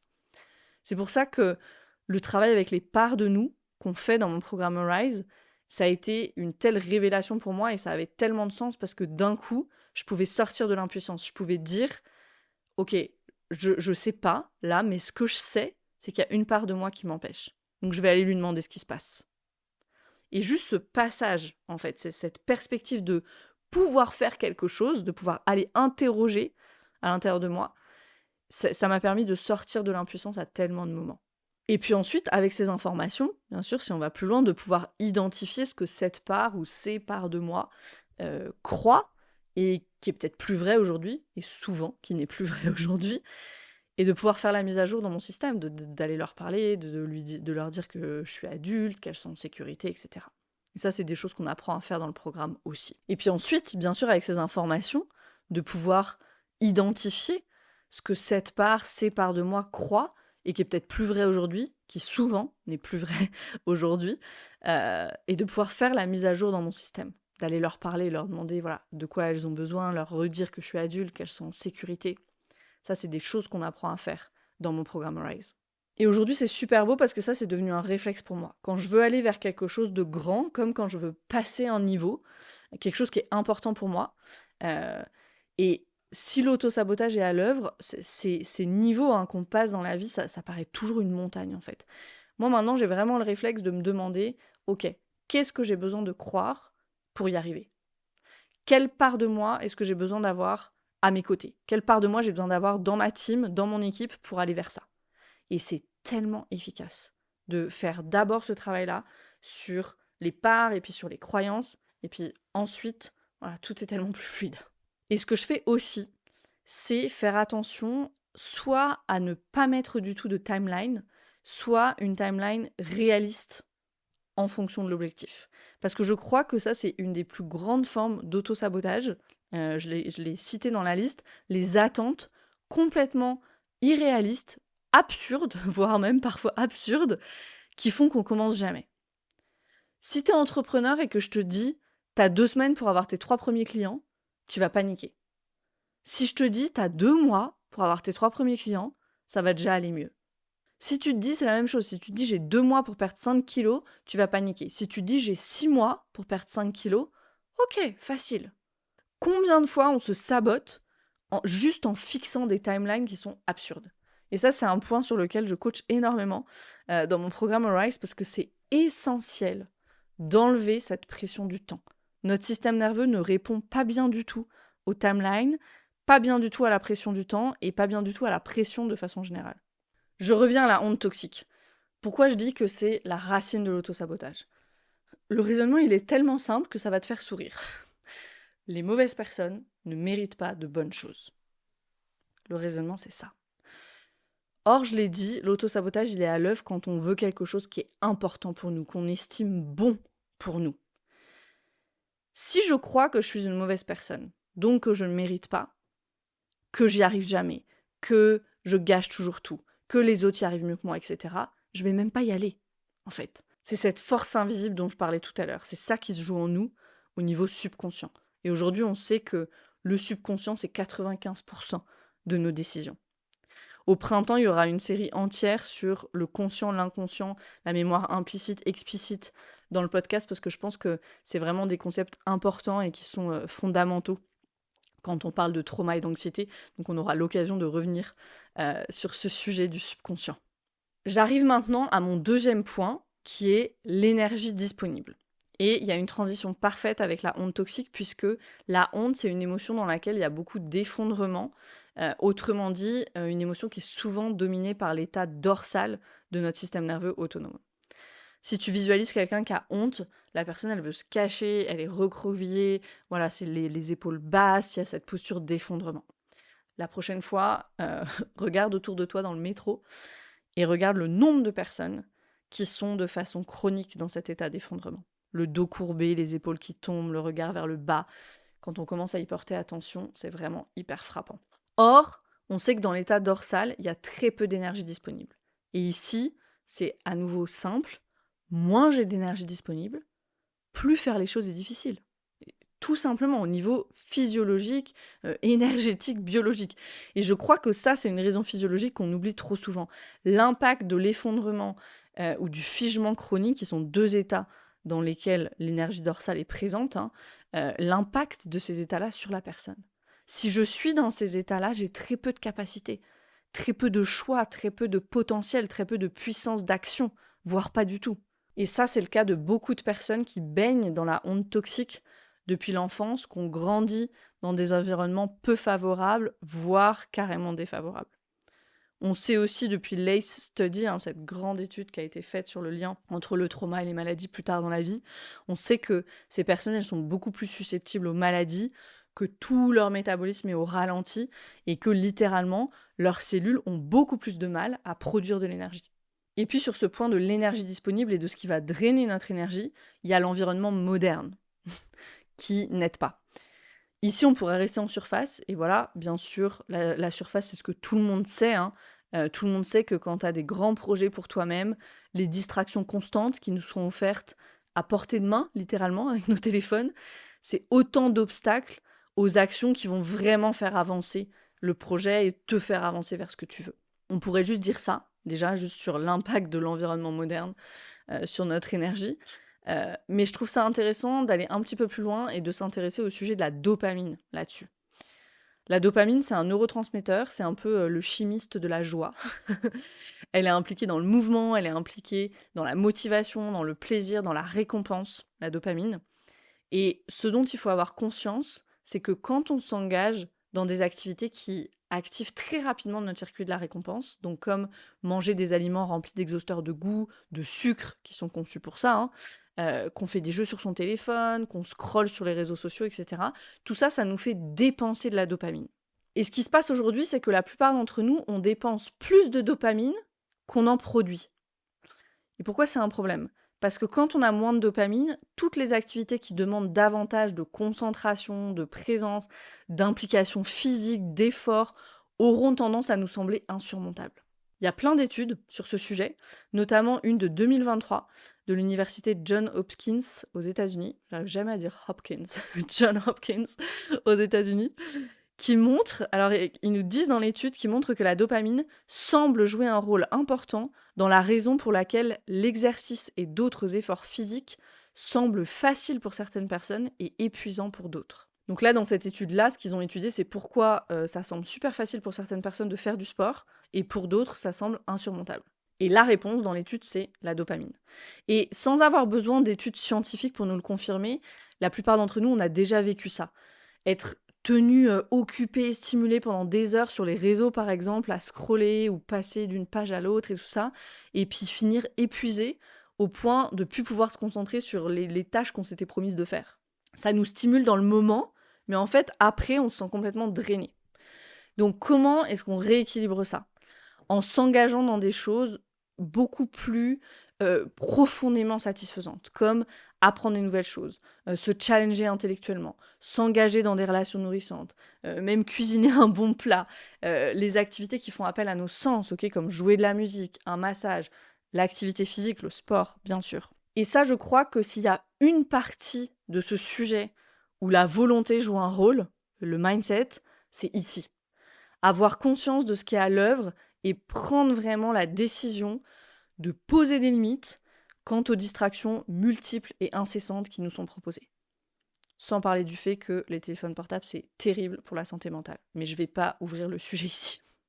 Et pour rester sur le sujet de l'énergie disponible, il y a aussi bien sûr l'impact de notre mode de vie, de l'alimentation aussi. J'en avais parlé avec Delphine Birkel dans la série Santé mentale optimale, c'est l'épisode 91. Elle nous rappelait l'importance d'avoir suffisamment de protéines pour que tout ce qui doit se faire en termes de neurotransmetteurs puisse se faire, puisque les acides aminés qui viennent des protéines sont des précurseurs des neurotransmetteurs. Donc je rappelle ça ici en lien avec la dopamine, dont je viens de parler, qui est un neurotransmetteur. Et puis, de façon plus générale, voilà, c'est faire attention au fait que notre mode de vie permette à tous nos systèmes de fonctionner correctement et à nos mitochondries de produire de l'énergie. Donc notre mode de vie, c'est le sommeil, l'alimentation, le mouvement, le contact avec la nature, la qualité de nos relations. Je n'ai pas besoin de rappeler ça ici. Et ce point de l'énergie, il est particulièrement important parce que cette production d'énergie, on le sait aussi qu'elle est perturbée quand il y a eu trauma. Perturbée vraiment au niveau cellulaire, au niveau de la mitochondrie. Ça, j'en parle dans la série sur la biologie du trauma, ici dans le podcast, qui commence à partir de l'épisode 56. Donc série qui s'appelle La biologie du trauma, épisode 56. Les 2 prochains sujets dont je vais parler, ils sont liés. C'est l'absence d'interoception et l'impact de notre environnement primaire. Ça, ces 2 points-là, ils parlent de quand on n'a pas eu de modèle de fierté saine, ni à l'intérieur, ni à l'extérieur de nous. Je m'explique. On commence avec l'absence d'interoception. Pour la plupart d'entre nous, on a ce besoin constant d'aller chercher la carotte, la récompense, la félicitation, la bonne note, la validation à l'extérieur de nous. C'est pour ça qu'on voit toutes ces applications où tu rentres combien d'eau t'as bu et puis ça remplit des petits ronds. On gamifie tout. Même la pratique de la méditation, ton application te dit bravo, ça fait 28 jours que vous méditez sans interruption. Et donc toi, tu vas faire ta méditation pour pas interrompre la continuité et continuer d'avoir le message de félicitations. Pourquoi ? Parce que la plupart d'entre nous ne savent pas ce que c'est que de ressentir le bien-être que procure l'accomplissement. Qu'est-ce que je veux dire par là ? La plupart d'entre nous ne savent pas à quoi ça ressemble les sensations d'une fierté saine, pour eux dans leur système. Et pourquoi ? Parce qu'on leur a jamais demandé. Qui avait des parents qui demandent à leur enfant, après le championnat qu'il vient de gagner, « Ah, c'est magnifique, comment tu te sens, qu'est-ce que ça fait pour toi ?» C'est plutôt « Ah, génial, on va aller fêter ça, qu'est-ce que tu veux ?» Et on saute à nouveau dans la récompense extérieure. Et ici, c'est la faute de personne, c'est profondément culturel en fait. C'est inutile de pointer du doigt nos géniteurs, tout le monde fait ça. Même chose à l'école. On n'est pas dans la satisfaction intrinsèque d'avoir réussi, d'acquérir des connaissances, de faire mieux que la fois d'avant, de s'améliorer. On le fait pour la note ou pour battre son voisin. Parce que c'est ça qu'on nous a transmis, c'est ça que le système nous transmet de façon implicite ou explicite. Mais le truc, c'est que plus tard dans la vie, ça continue. Et si on n'a pas cette carotte, c'est très difficile pour nous de nous mettre en chemin vers ce qu'on veut vraiment. Et c'est même difficile de se connecter à ce qu'on veut vraiment parce qu'on n'y a jamais été encouragé. Et je crois que ce qui complexifie encore un peu les choses ici, c'est que quand on parle de ces vrais désirs profonds, dont je parle depuis le début, ceux qui viennent du self, c'est pas forcément des choses 100% palpables. Par exemple, si je dis je veux être libre, je veux vivre ma vie selon mes conditions, le felt sense de ça, il nous est inconnu, en fait. Ok, qu'est-ce que ça veut dire ou me sentir pleinement satisfait, ou me sentir épanoui, dans les sensations concrètement. Et je reviens justement sur ces sensations, sur ce concept de felt sense, parce que c'est une expression de Peter Levine, cette expression. En français, on pourrait traduire par ressenti corporel. Peter Levine, il nous dit que ce ressenti, il fait office en quelque sorte de médium grâce auquel on fait l'expérience d'une pleine sensation et donc on fait l'expérience de la connaissance de nous-mêmes. Et il nous dit aussi que ce ressenti, il implique une forme de mémoire du corps. Et pour la plupart d'entre nous, c'est là où il y a le problème, pour la plupart d'entre nous, on n'a pas de mémoire corporelle de fierté saine. Parce qu'on ne nous l'a jamais demandé, parce qu'on n'y était pas encouragé, parce qu'on n'était pas encouragé même à connecter à nos désirs profonds, et aussi parce qu'on a manqué, pour la plupart d'entre nous, d'un modèle de fierté saine. Et ça m'amène à mon 4e point, qui est l'impact de notre environnement. Moi, si je pense à la fierté, ce qui me vient tout de suite, c'est comme c'était toujours pris pour de la vanité. Et du coup, c'était écrasé, c'était crushé aussitôt. Il faut pas se vanter, il faut pas que les autres voient ton succès, il faut pas attirer la jalousie. Ça, c'est vraiment les messages que j'ai reçus, par exemple. Ça, c'est mon expérience, mais je la partage parce que je pense que je suis pas la seule dans ce cas-là. Et ce qui s'est imprimé en moi, c'est si je réussis, je dois me cacher. Et j'ai mis du temps à prendre conscience de ça et à réaliser ça. Autrement dit, ce qui a été couplé dans mon système, c'est la réussite et la honte. J'ai été câblée à l'envers, en fait. Et j'ai grandi comme ça jusqu'à ce que je commence ce travail sur les traumas, sur le système nerveux, câblée complètement à l'envers. Réussite égale honte. On devrait être fier quand on réussit. Ça, c'est la réaction saine. Si j'ai accompli quelque chose pour lequel j'ai travaillé dur ou pas dur, peu importe, j'ai réussi quelque chose, on devrait être fier. Et c'est fou parce que si tu cherches la définition de fierté dans le dictionnaire, alors il y a des définitions littéraires qui désignent cette fierté saine, mais le reste des définitions entretient cette confusion, ou plutôt cette absence de distinction. On nous dit caractère de quelqu'un qui se croit supérieur aux autres, pour la fierté. Attitude arrogante. What ? Il y a urgence ici à créer un nouveau paradigme. Et ce nouveau paradigme, c'est celui de la fierté saine. La fierté saine, c'est un ressenti qui part du corps, qui n'a même pas besoin d'être exprimé à l'extérieur, en fait, si on n'a pas envie de le partager. La fierté saine, c'est un sentiment élevé de soi, un ressenti qui nous fait dire « je suis digne ». Alors, en fonction de chacun et chacune, là-dedans, il peut y avoir de l'exaltation, il peut y avoir une joie profonde, il peut y avoir un calme, une confiance, il peut y avoir de l'enthousiasme pour ce qui a été accompli, et puis de la confiance en l'avenir aussi. Et tout ça, ça se traduit par des sensations dans le corps, qui seront uniques pour chacun et chacune d'entre nous. Et peut-être que d'ailleurs, juste en m'entendant parler, peut-être tu le ressens pas encore, mais dans ton corps, tu peux imaginer à quoi ça pourrait ressembler comme ressenti. Cette fierté saine. Et je crois qu'on doit le partager, ça. Qu'on doit l'incarner d'abord, et puis le partager, donner l'autorisation aux personnes qui nous entourent de se sentir fiers, et de le partager avec nous aussi. Parce que la fierté saine, c'est l'antidote à la honte toxique. C'est quelque chose qu'on explore en profondeur, ça, dans mon programme Rise. Encore une fois, parce que c'est la racine de tout.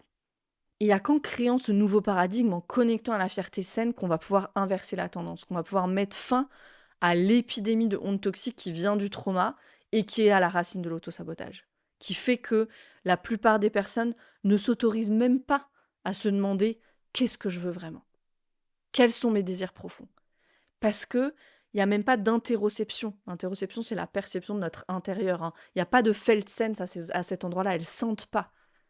Mais pourquoi elles ne sentent pas ? Parce que c'était pas sûr, c'était pas safe de ressentir. Il fallait s'adapter pour pouvoir continuer à se développer dans un environnement qui ne nous acceptait pas dans la totalité de qui nous sommes. Et alors, quant à accepter nos désirs profonds, c'était une autre dimension complètement inexistante. Mais maintenant, ça, c'est terminé quand on est adulte. Et on doit prendre la décision que c'est terminé. Fini la honte toxique qui nous fait nous cacher, fini l'auto-sabotage dès qu'on aimerait aller vers les choses qui nous nourrissent profondément et qui sont importantes pour nous. Fini de donner la priorité à tout le reste, sauf à ça, parce que ça nous permet de nous distraire et de rester dans notre zone familière.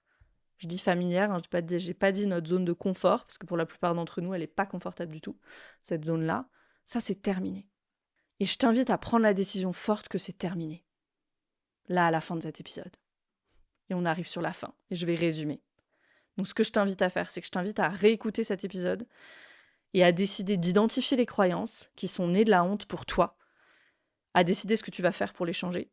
Tu vas décider de donner la priorité au fait de soutenir tes mitochondries, d'aller vers la santé optimale pour avoir de l'énergie, pour faire ce que tu veux vraiment, d'explorer les sensations qui sont présentes quand tu accomplis quelque chose, et de t'autoriser, de donner l'autorisation aux autres aussi, de se sentir fier, de te permettre d'expérimenter dans le corps cette fierté saine. Imagine ça. Imagine un monde comme ça.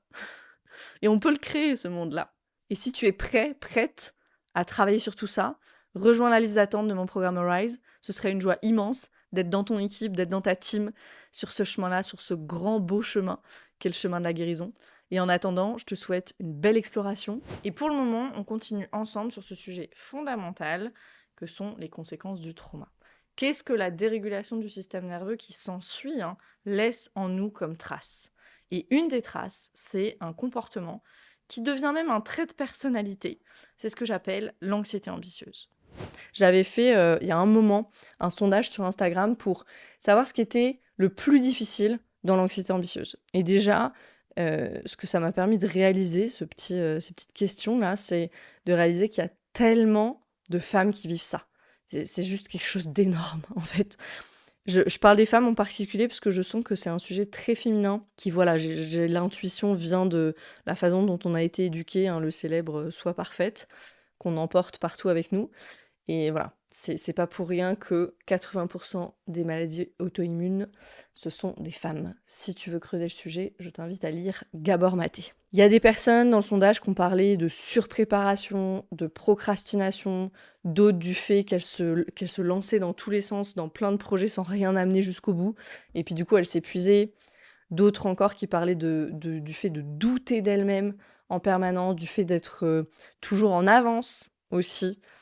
Surtout de toujours prendre la responsabilité des choses, de paraître tellement organisées alors qu'en coulisses, elles ont l'impression d'être sous l'eau tout le temps. Voilà, il y avait vraiment tout ce spectre de toutes ces expériences-là. Et je voulais partager ça en début d'épisode et puis te redire vraiment que si c'est quelque chose que tu vis, tu n'es pas seul. Je veux le redire parce que le truc avec l'anxiété ambitieuse, c'est que on peut avoir un grand sentiment de solitude. Ça fait partie, en fait, de la définition même de ce que les anglo-saxons, ils appellent la high functioning anxiety.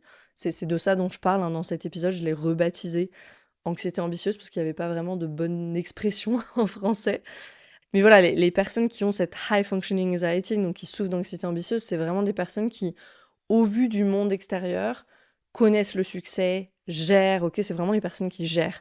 Et donc c'est une souffrance qui est complètement invisible et qu'on tait parce qu'on a l'impression que sinon tout va s'écrouler.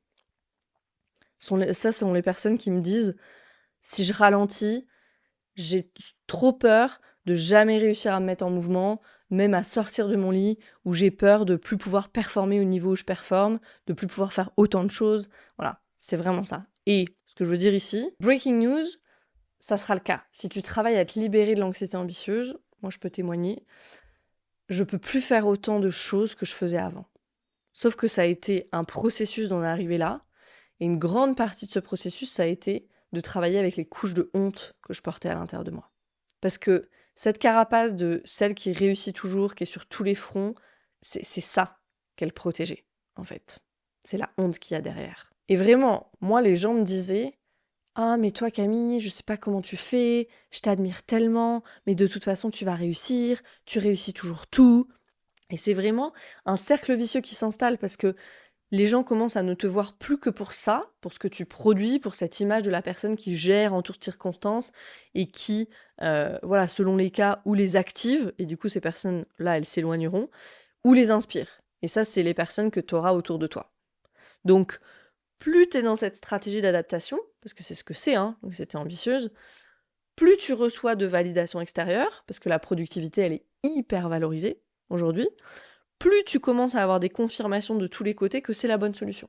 Les gens m'admirent, les gens m'aiment, c'est ce que j'ai toujours voulu, c'est ce dont j'ai besoin, surtout pour garder bien loin les parts de moi qui se sentent nulles, qui se sentent seules, qui se sentent pas à la hauteur, autrement dit les parts de moi qui portent cette honte toxique.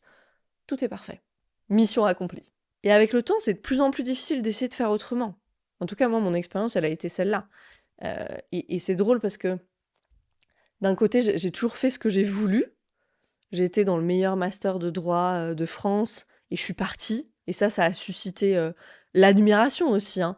Ah, Camille, elle est tellement libre, elle s'en fiche de ce que pensent les autres, de la société, alors que moi, j'étais terrorisée à l'idée qu'on pense quelque chose de mal de moi. Mortifiée même. C'était impensable, en fait. C'était impensable qu'il y ait quelqu'un qui pense du mal de moi. C'était la pire chose qui pouvait arriver. Tellement la pire chose que je l'avais reléguée bien profond et j'y pensais pas.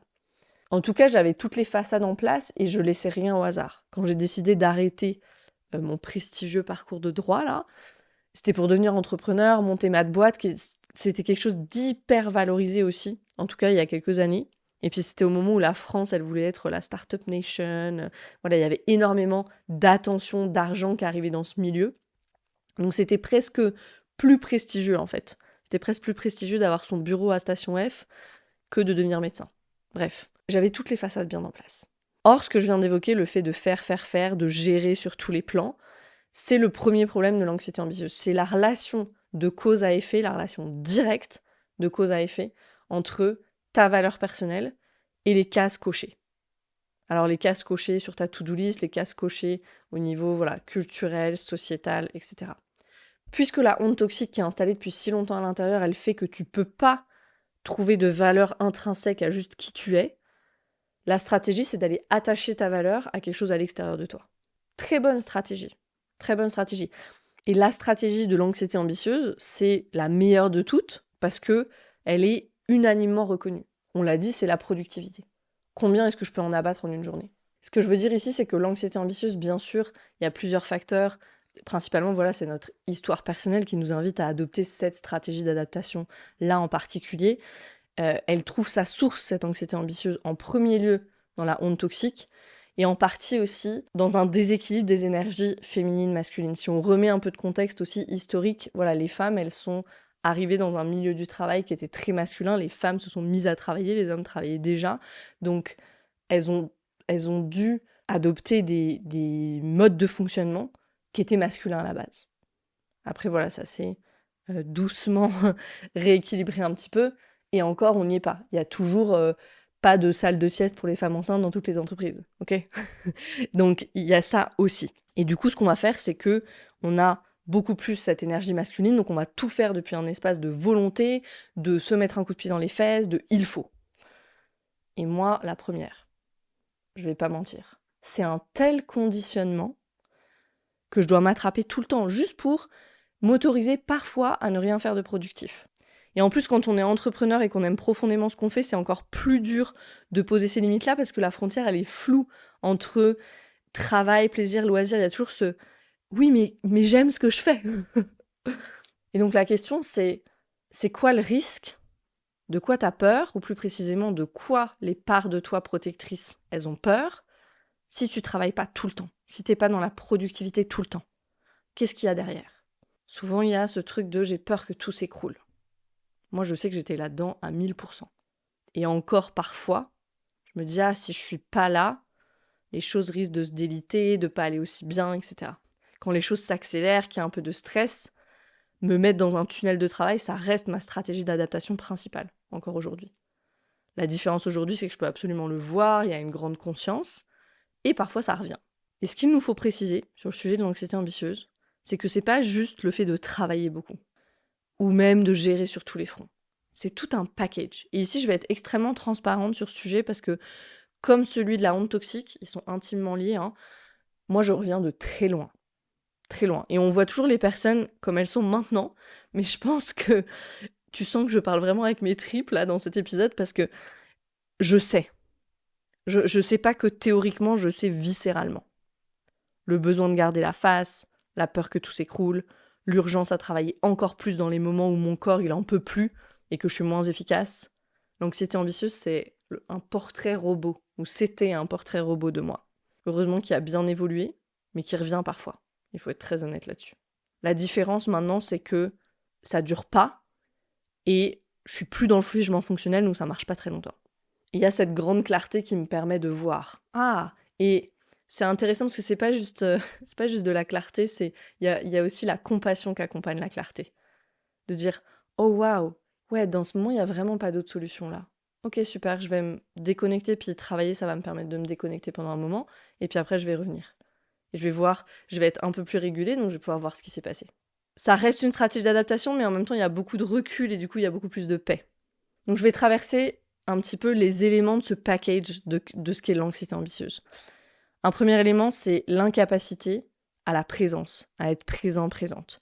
Je vous dis pas combien de fois, moi, mon mari, il a pu me dire « tu m'écoutes jamais ». Et vraiment, je ne comprenais pas pourquoi il disait ça. Moi, j'avais l'impression d'écouter. Mais lui, il se sentait pas entendu. Parce que, in fact, j'étais ailleurs. Les seules compagnes avec qui j'étais en intimité, pendant des années, moi, c'était mes to-do list. Donc cette incapacité à être présente à d'autres aspects de sa vie. Et aux autres. Et aux personnes qui comptent énormément pour nous. Et c'est là où peut-être, enfin là où l'aspect tragique il est, en fait. Et très difficile. Un deuxième élément, c'est la déconnexion de pourquoi on fait les choses, de son pourquoi profond, de tout ce pourquoi on a commencé, ce qui nous nourrissait, ce qui nous est rêvé au début. L'épuisement qui arrive nécessairement avec l'anxiété ambitieuse nous vide complètement. Je me souviens, moi, comme j'ai pu être en mode robot à plein de moments dans mon activité, rien ne me touchait, je faisais ce que j'avais à faire. Et je crois qu'en un sens, ça m'a aidée, peut-être à certains moments, parce qu'il y a plein de dessous de l'entrepreneuriat, de mon activité en particulier, qui sont pas faciles, hein. Les critiques sur les réseaux, les personnes qui sont pas contentes alors qu'on donne déjà tellement, mais voilà, c'est comme ça, il y aura toujours ça. Et dans ces moments-là, dans ces moments où c'était difficile, me remettre au travail, c'était vraiment une stratégie d'adaptation hyper fonctionnelle pour moi. Mais le prix à payer, il est élevé, c'est la déconnexion. La déconnexion de ce que je suis en train de faire, la déconnexion de toute la passion et la joie et de mon pourquoi profond je fais les choses. Et ça, c'est problématique parce que du coup, on n'est pas nourri. Donc on fait, puis il n'y a rien en retour, on n'est pas nourri. Et donc ça amène cet épuisement. Donc c'est un cycle, vraiment un cercle vicieux. Et puis je l'ai un petit peu évoqué avec le premier élément, mais je vais le redire ici, la déconnexion de soi et des autres. Moi, j'avais une tendance plutôt évitante dans l'attachement. Donc l'isolement que procure le travail, d'être juste sur mon ordi, là, toute seule à faire mes trucs, c'était une vraie source de sécurité pour moi. Il a fallu que je prenne conscience de ça.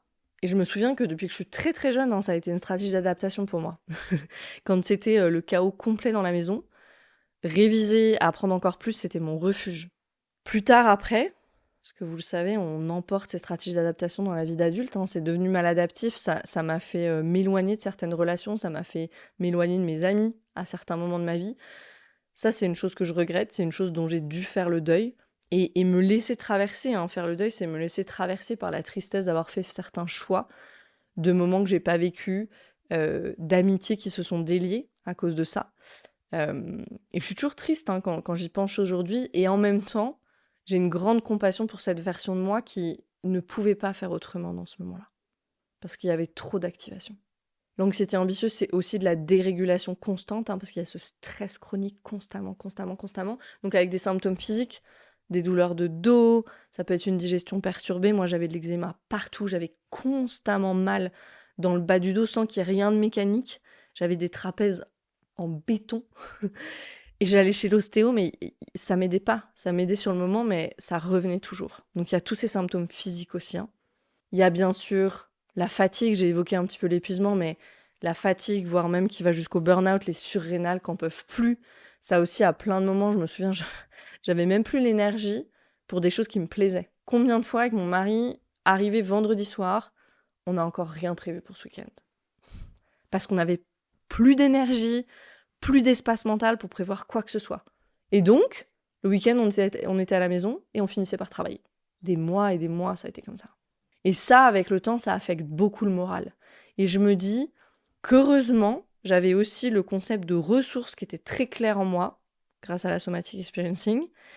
Et malgré cette stratégie d'adaptation hyper forte, j'avais une grande conscience des moments où j'étais sans ressources, sous-ressourcée. Et ça m'a vraiment permis de faire des breaks et de prendre des pauses, parfois juste avant que ça n'aille trop loin. Et bien sûr, on choisit un contexte. Moi, j'ai toujours choisi des environnements de travail hyper stimulants où il y a toujours quelque chose à créer, il y a toujours quelque chose à faire, il y a toujours un prochain objectif à atteindre, que ce soit les études avec les examens hyper exigeants à passer, que ce soit monter une entreprise, l'entrepreneuriat, le marketing de réseau, que des environnements où, si on veut ne jamais s'arrêter, on peut ne jamais s'arrêter. Et ça matchait complètement l'état de mon système. L'activation sympathique constante, droguée aux hormones du stress, malgré ce figement qui était sous-jacent. Vraiment ce figement ultra fonctionnel. J'imagine qu'en écoutant, vous êtes peut-être nombreuses d'entre vous qui se reconnaissent dans ce portrait robot. Et voilà, j'espère que ça vous permet de mettre un doigt ou mettre une plus grande conscience sur ce qui se passe pour vous et que vous réalisez que vous n'êtes pas seul aussi. Juste si vous réalisez ça, j'aurais rempli ma mission avec cet épisode. Parce que je crois que c'est vraiment une des choses les plus difficiles, ce sentiment profond de solitude dans l'anxiété ambitieuse, parce qu'il faut qu'on garde la face de tous les côtés. J'ai parlé du travail, j'ai parlé des loisirs, j'ai parlé des temps de pause pour lesquels il n'y avait plus de place. Et après, il y a aussi la situation où même ce qu'on appelle le self-care, de prendre soin de soi, ça devient une obligation, une case à cocher. Est-ce que vous avez vécu ça ? Je sais que pour beaucoup d'entre vous, la réponse est oui, parce qu'on en a parlé. Genre yoga, allez, check. Gommage du visage, check. Écrire dans mon journal en diffusant des huiles ou en brûlant du Palo Santo, check. J'adore ce que Brian Avist dit là-dessus. Je l'ai partagé dans l'épisode sur l'autosabotage, donc je vais juste redire les 2 phrases du début de la citation ici, parce que ça remet l'église au centre du village, en fait. Et ça m'a soulagée de lire ça, parce que moi, j'avais toujours l'impression d'être un peu austère. quand je disais qu'il y a beaucoup de choses qui sont considérées comme, prendre soin de soi, du self-care, qui sont pas des choses que je choisirais nécessairement pour prendre soin de moi. Je les considère comme du loisir, mais pas du soin. Donc, je vous lis ce qu'elle dit. Et ça vient de son livre The Mountain is You, donc je l'ai traduit ici dans mes notes. Elle nous dit « L'expression « prendre soin de soi » est devenue un terme générique qui renvoie le plus souvent à des comportements qui détournent l'attention du problème réel plutôt qu'à des actions visant à résoudre ce problème.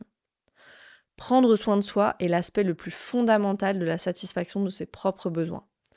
Outre votre sécurité de base, vous avez besoin d'être nourri, de bien dormir, de vivre dans un environnement propre, de vous habiller correctement et de vous autoriser à ressentir ce que vous ressentez sans jugement ni répression. Donc je reformule, ce dont elle parle, c'est quand ce self-care là, ça devient des obligations parce que ça devrait me faire du bien.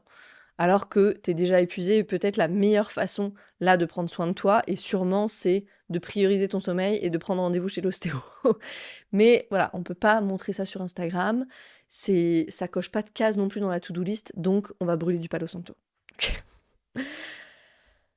Mon conseil, c'est si le self-care, ça devient un dictat, un item à cocher sur la liste, ne le fais pas. Et moi, j'ai mis du temps à me libérer de ça. Les gommages, les rituels, les masques, brûler de l'encens, nanana. Le monde du bien-être, il est truffé de toutes ces choses qui n'ont rien à voir, et ça, je veux vraiment insister là-dessus, toutes ces choses qui n'ont rien à voir avec la satisfaction de nos besoins profonds, dont parle Brianna Wiest. Qu'est la satisfaction de nos besoins corporels. Juste, on commence par ça. Du besoin de se sentir en sécurité, d'être bien nourri, de bien dormir, de pouvoir exprimer ce qu'on a exprimé. Ça, c'est des besoins profonds. Ça n'a rien à voir avec brûler du Palo Santo. Ce qui se passe avec l'anxiété ambitieuse, c'est que souvent, on est dans le go, go, go, go, go, jusqu'à ce qu'on puisse plus, jusqu'à ce que ces petits trucs-là de self-care, ça ne suffise plus. Et là, ce qu'on fait, c'est que soit on s'écroule, soit on lâche tout et on part en vacances. Je me souviens d'une de mes premières clientes en coaching qui a commencé à faire des crises d'angoisse. Elle avait fait 2 grosses crises d'angoisse dans sa vie et elle venait me voir parce qu'elle ne comprenait pas. À chaque fois, c'était en vacances, quand elle était détendue, que tout allait bien. Elle avait une brillante carrière dans le droit pour laquelle elle s'était tuée à la tâche pendant des années, des rythmes de fou au travail. Et la détente, en fait, son système ne savait pas quoi en faire.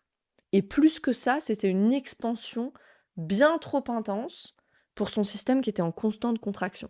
Et ça, c'est typique du rythme de quelqu'un qui est employé, notamment travail, jusqu'à arriver épuisé en vacances et d'un coup, plus rien. Plus de deadline, plus d'obligations, beaucoup moins de stress du coup. Et c'est comme si le système, il était comme ça, tout contracté, ok, c'était une myrtille. Si vous m'écoutez en audio seulement, je suis en train de fermer mes mains là. Et d'un coup, il entre dans une grande expansion et on passe d'une myrtille à une pastèque. Et c'est trop. Et quand c'est trop, dans un système nerveux dérégulé, où est-ce qu'on va ? Dans notre vortex traumatique. Pour elle, c'était les crises d'angoisse. Cette notion de capacité, ok, je l'explique en détail dans mon programme Arise. Je pense que c'est le concept le plus oublié et pourtant le plus crucial quand on fait le travail avec son système nerveux. Donc justement, je veux parler un peu de comment j'ai travaillé, moi, avec mon système nerveux et puis avec les parts de moi sur ce sujet de l'anxiété ambitieuse. Au début, j'ai bien essayé de me reposer, de rester sur la plage et tout ça. Ça marchait pas. Si t'as de l'anxiété ambitieuse, peut-être que tu connais cette sensation quand tu essaies de te poser sur le canapé ou peu importe où, et que t'es envahi d'une espèce d'agitation intérieure, là, d'un besoin presque irrépressible de bouger. C'est comme si tu aimerais te reposer, mais ton corps te laisse pas faire. Et ça, c'est typiquement l'état sympathique. Quand tu es dans cet état, physiologiquement, tu dois te préparer à fuir ou à combattre. C'est pas du tout le moment de s'installer sur son canapé avec un livre. Okay. D'ailleurs, tu peux même pas te concentrer. Moi, ce que j'ai fait au début, pour ça, c'était vraiment de planifier des temps de repos et des temps très courts de repos après avoir fait de l'activité physique. C'est la seule chose qui marchait pour moi au début. J'avais suffisamment déchargé d'énergie sympathique pour pouvoir, juste me poser 5, 10, 15 minutes. Au début, ça a vraiment commencé avec 5 minutes. C'est pas une blague. Sinon, mes parts protectrices, elles me laissaient pas faire. Sur le travail avec les parts, j'ai passé beaucoup de temps avec mes parts. Je me souviens d'une séance d'IFS qui était ressortie, c'est qu'il y avait une part adolescente qui avait pris le parti de tout contrôler, de performer dans tout ce qu'elle pouvait, sinon il y avait vraiment cette peur que tout allait s'écrouler. Et ça, c'est le moment de mon histoire où j'allais partir de la maison, juste après mon bac, mes parents divorçaient, et avant la rencontre avec cette part, j'avais jamais réalisé à quel point être obligée de voler de mes propres ailes en sachant que le nid serait détruit derrière moi, en fait, et que je pourrais jamais y revenir, ça avait été extrêmement difficile, en fait. Et c'est vraiment en allant à la rencontre de cette part que j'ai pu réaliser ça, parce qu'il y a eu cet échange avec elle. Et donc, à partir de ce moment-là, de mes 17-18 ans, j'ai commencé à travailler encore plus d'arrache-pied, et je me suis plus arrêtée. Donc, ce que j'ai fait, c'est que j'ai passé du temps avec cette part. Je lui ai montré ma vie maintenant, j'ai négocié avec elle à plein de moments, Je suis allée à la rencontre des parts qui portaient de la honte aussi. Ça, j'en ai parlé dans l'épisode sur la honte dans cette série, donc je vais pas te détailler à nouveau, mais ça a été une grosse partie du travail. Ce qu'il y a aussi dans le package de l'anxiété ambitieuse, c'est le doute et la critique intérieure constante. Je l'ai pas dit dans les items du package au début, mais ça devrait y être. Le doute et la critique intérieure constante. Et la critique intérieure, elle fait partie des parts protectrices de nous. Peut-être que c'est pas très intuitif, ça, et tu te dis, elle est plutôt destructive, cette part, pour une part qui essaye de me protéger. Et c'est ça le truc, et je veux le redire ici, c'est ça le truc avec les parts protectrices de nous, c'est que leur seul rôle, c'est de nous empêcher d'expérimenter la douleur. Et elles feront tout ce qui est en leur pouvoir pour arriver à leur fin avec très peu de considération pour les conséquences néfastes dans notre vie actuelle. Elles, leur mission, c'est éviter la douleur. Point. Et donc quand tu vas à la rencontre de tes parts, que ce soit des parts protectrices, que ce soit des parts plus jeunes, pour pouvoir les apaiser, ces parts, pouvoir commencer à collaborer avec elles, ce que tu dois vraiment faire, c'est essayer de comprendre avec curiosité quelle est leur intention. De quoi est-ce qu'elle me protège, cette part-là? On fait ce travail beaucoup dans mon programme Arise. Quelles sont les peurs de cette part? Est-ce que tu as peur de ne pas être aimé si tu fais pas tout ce qu'on attend de toi ou ce que tu penses que les autres attendent de toi? Est-ce que tu as peur d'être abandonné par les personnes que tu aimes et que tu respectes? Est-ce que tu as peur d'être critiqué? Je pense qu'on a tous et toutes ces peurs-là à des degrés différents. Le travail avec les parts, il est très efficace pour avoir de la clarté sur ce point et puis amener du soulagement aussi. Moi, ma bête noire, c'était le repos. Et ça va aussi très bien dans le package de l'anxiété ambitieuse. Ma critique intérieure, elle était maître dans l'art de me faire me sentir coupable quand je prenais du repos. Et je me souviens comme à plein de moments, j'ai pu me sentir nulle, faible, défaillante parce que j'avais besoin de 10 minutes de pause dans la journée. Aujourd'hui, ça me paraît lunaire, mais à ce moment-là, je le vivais comme un échec cuisant. Comment ça, je suis pas capable d'enchaîner? Et ça, c'était des journées où j'avais 6 clients dans la journée, je tournais un épisode de podcast, le soir, j'avais une masterclass, des journées que je pourrais plus jamais faire aujourd'hui. Mais ça me semblait pas assez. Et je me souviens des yeux de mon mari parfois, quand j'étais au bord de craquer, parce qu'il y a eu plein de moments comme ça, complètement incrédule, il me disait « Mais pose-toi un peu, ou ça, c'est pas grave, fais-le demain ». Et moi, je me mettais dans une colère noire contre lui, parce qu'en vrai, j'étais dans une colère noire contre moi, il y avait une part tellement en colère de pas être capable d'en faire encore plus. Et donc le fait qu'il me dise ça, ça venait activer cette part-là de façon hyper violente parfois. Et l'anxiété ambitieuse, c'est ça. On atteint nos objectifs, c'est sûr, mais on détruit tout sur notre passage. À un moment donné de mon activité, je me souviens avoir pensé ça. Je suis arrivée là où je veux être, et je pensais tellement que maintenant, je serais capable de me reposer. Je pensais que quelqu'un serait fier de moi, qu'il y aurait de la joie. Et au lieu de ça, j'étais arrivée sur une terre brûlée parce que j'avais tout brûlé sur mon passage.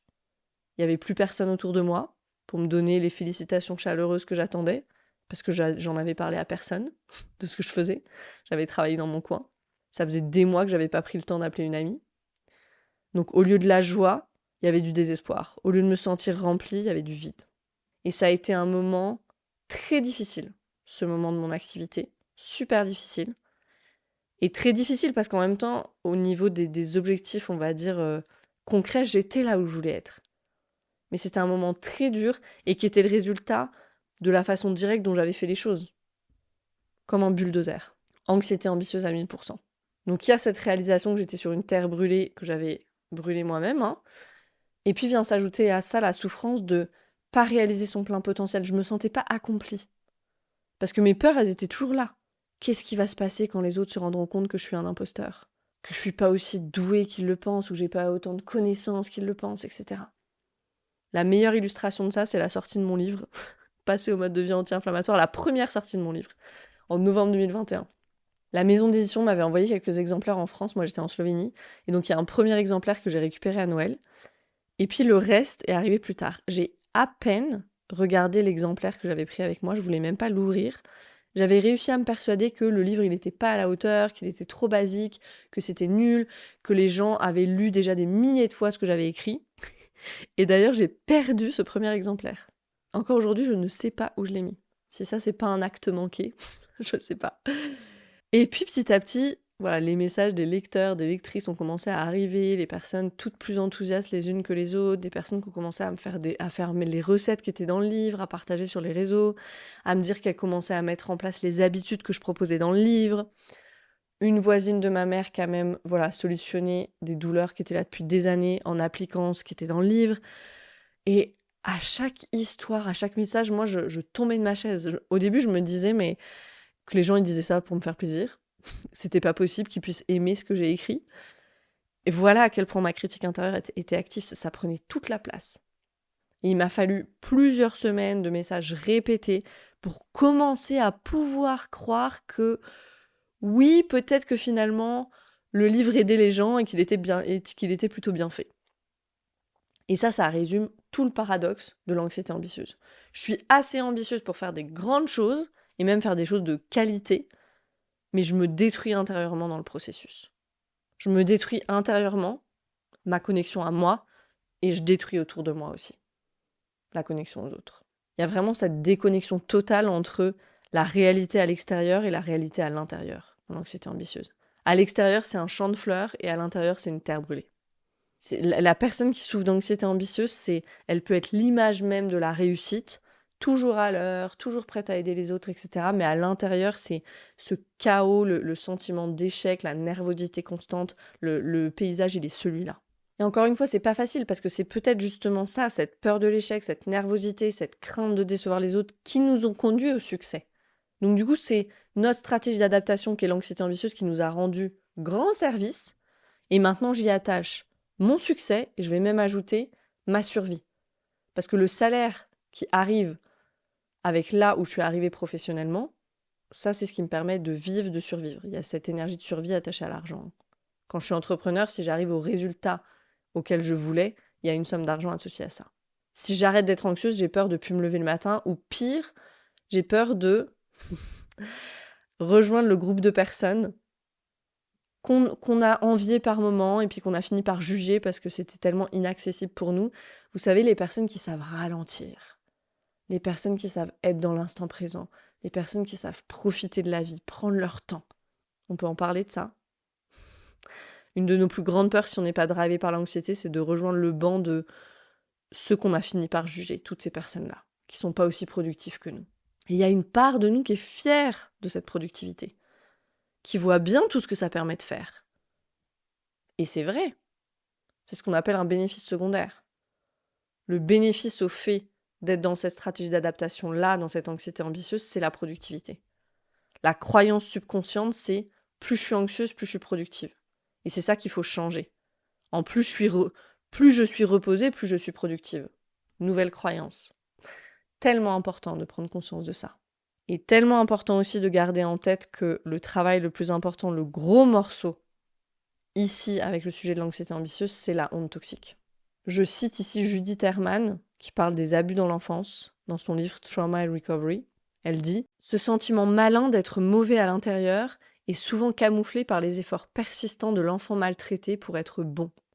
Pour apaiser ses agresseurs, l'enfant victime devient souvent un excellent exécutant. Il tente de faire tout ce qu'on lui demande. Il peut devenir une personne empathique qui s'occupe de ses parents, une femme de ménage efficace, une personne qui réussit à l'école, un modèle de conformité sociale. Il apporte à toutes ces tâches un zèle perfectionniste, poussé par le besoin désespéré de trouver grâce aux yeux de ses parents. À l'âge adulte, cette compétence forcée prématurément peut conduire à une réussite professionnelle considérable. Cependant, aucune de ces réalisations dans le monde n'est à mettre à son crédit, car la personne perçoit généralement sa performance comme inauthentique et fausse. L'appréciation des autres ne fait que confirmer sa conviction que personne ne peut vraiment la connaître et que, si son moi secret et véritable était reconnu, elle serait évitée et vilipendée. Elle a tout résumé ici. Le lien entre la honte toxique et l'anxiété ambitieuse plus tard dans la vie et l'incapacité à recevoir des compliments, de la reconnaissance, etc. Parce qu'il y a cette critique intérieure qui est là en permanence. Et ça, c'est un point tellement important parce que ça nous empêche d'être nourris. Tout ce qu'on pourrait recevoir, on fait tellement et on ne peut pas recevoir. C'est la recette pour l'épuisement, ça. Faire, sans capacité à recevoir. Donc les challenges avec l'anxiété ambitieuse. recouvrir une masse critique de confiance en soi pour pouvoir lever le pied, ralentir pour soutenir une physiologie qui est en constante alerte, à forte dominante sympathique, et récupérer l'estime de soi pour commencer à se célébrer, juste à voir tout ce qu'on fait et ce qu'on fait de bien. Donc des pistes, en parler. Parce que l'anxiété ambitieuse, c'est un endroit solitaire. Sélectionner des personnes qui sont vraiment là pour toi, comme toi tu en as besoin, pas comme c'est confortable pour elles.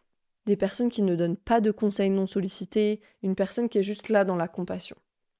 Si t'es entrepreneur, je crois que s'entourer d'autres entrepreneurs avec qui tu puisses parler de ça, c'est vraiment critique, c'est fondamental. Commencer avec du repos actif. Comme j'ai dit que moi j'avais commencé avec ça, qui est quand même utile pour que, voilà, avant que les parts protectrices elles soient OK pour du repos, pratiquer le repos actif. Peut-être c'est aller marcher, peut-être c'est cuisiner, aller faire du yoga avec une amie, aller marcher avec une amie, etc. Moi j'ai vraiment commencé par ce chemin intellectuel-là, c'est-à-dire c'est bon pour ma santé, donc c'est bon pour ma productivité. Et mes parts protectrices, du coup, elles étaient OK avec ça. Donc faire des choses vraiment inutiles, on va dire, et pas productives, ça a mis des années. Et c'est encore pas quelque chose que j'apprécie vraiment aujourd'hui. Je dois être très intentionnelle avec ça pour pouvoir le faire. Ramener du jeu. Les animaux, ils sont super pour ça. Les enfants aussi. Ramener du jeu. Parce que le jeu, c'est un état mixte. Il y a de l'état sympathique dedans et il y a beaucoup de ventral aussi. On est en sécurité dans le jeu. Donc ça peut permettre d'être en mouvement et en même temps d'être vraiment nourri. Okay. Et puis, prioriser, éliminer. Ça a peut-être été le plus dur pour moi. J'ai eu énormément de discussions houleuses avec mon mari parce que je priorisais pas en éliminant, je priorisais en me levant plus tôt pour arriver à tout faire. J'avais énormément de résistance là-dessus. Camille, la superwoman qui arrive à en faire 10 fois plus dans une journée que tous les autres. Qui est-ce que je suis sans ça? Okay. Et ça a été une vraie, et je vais terminer sur ce point, une vraie... c'est même pas redécouverte de l'identité, c'est re-identification. Une fois qu'il n'y avait plus cette cape-là de superwoman, ok, qui je suis. Okay. Une fois qu'il n'y avait plus ce court-circuit de ma valeur, elle est en lien direct avec les cases que je coche, dans ma to-do list au niveau de la société, etc., au niveau de la reconnaissance des autres ou de la reconnaissance que je pense pouvoir avoir des autres, qui est-ce que je suis? Voilà ce que je voulais te partager sur l'anxiété ambitieuse. J'espère que ça t'a donné de la clarté, que ça t'a donné des pistes et surtout ce rappel que tu n'es pas seul avec ça. Merci pour ton écoute et je te dis à très vite pour un nouvel épisode de Pas de soucis.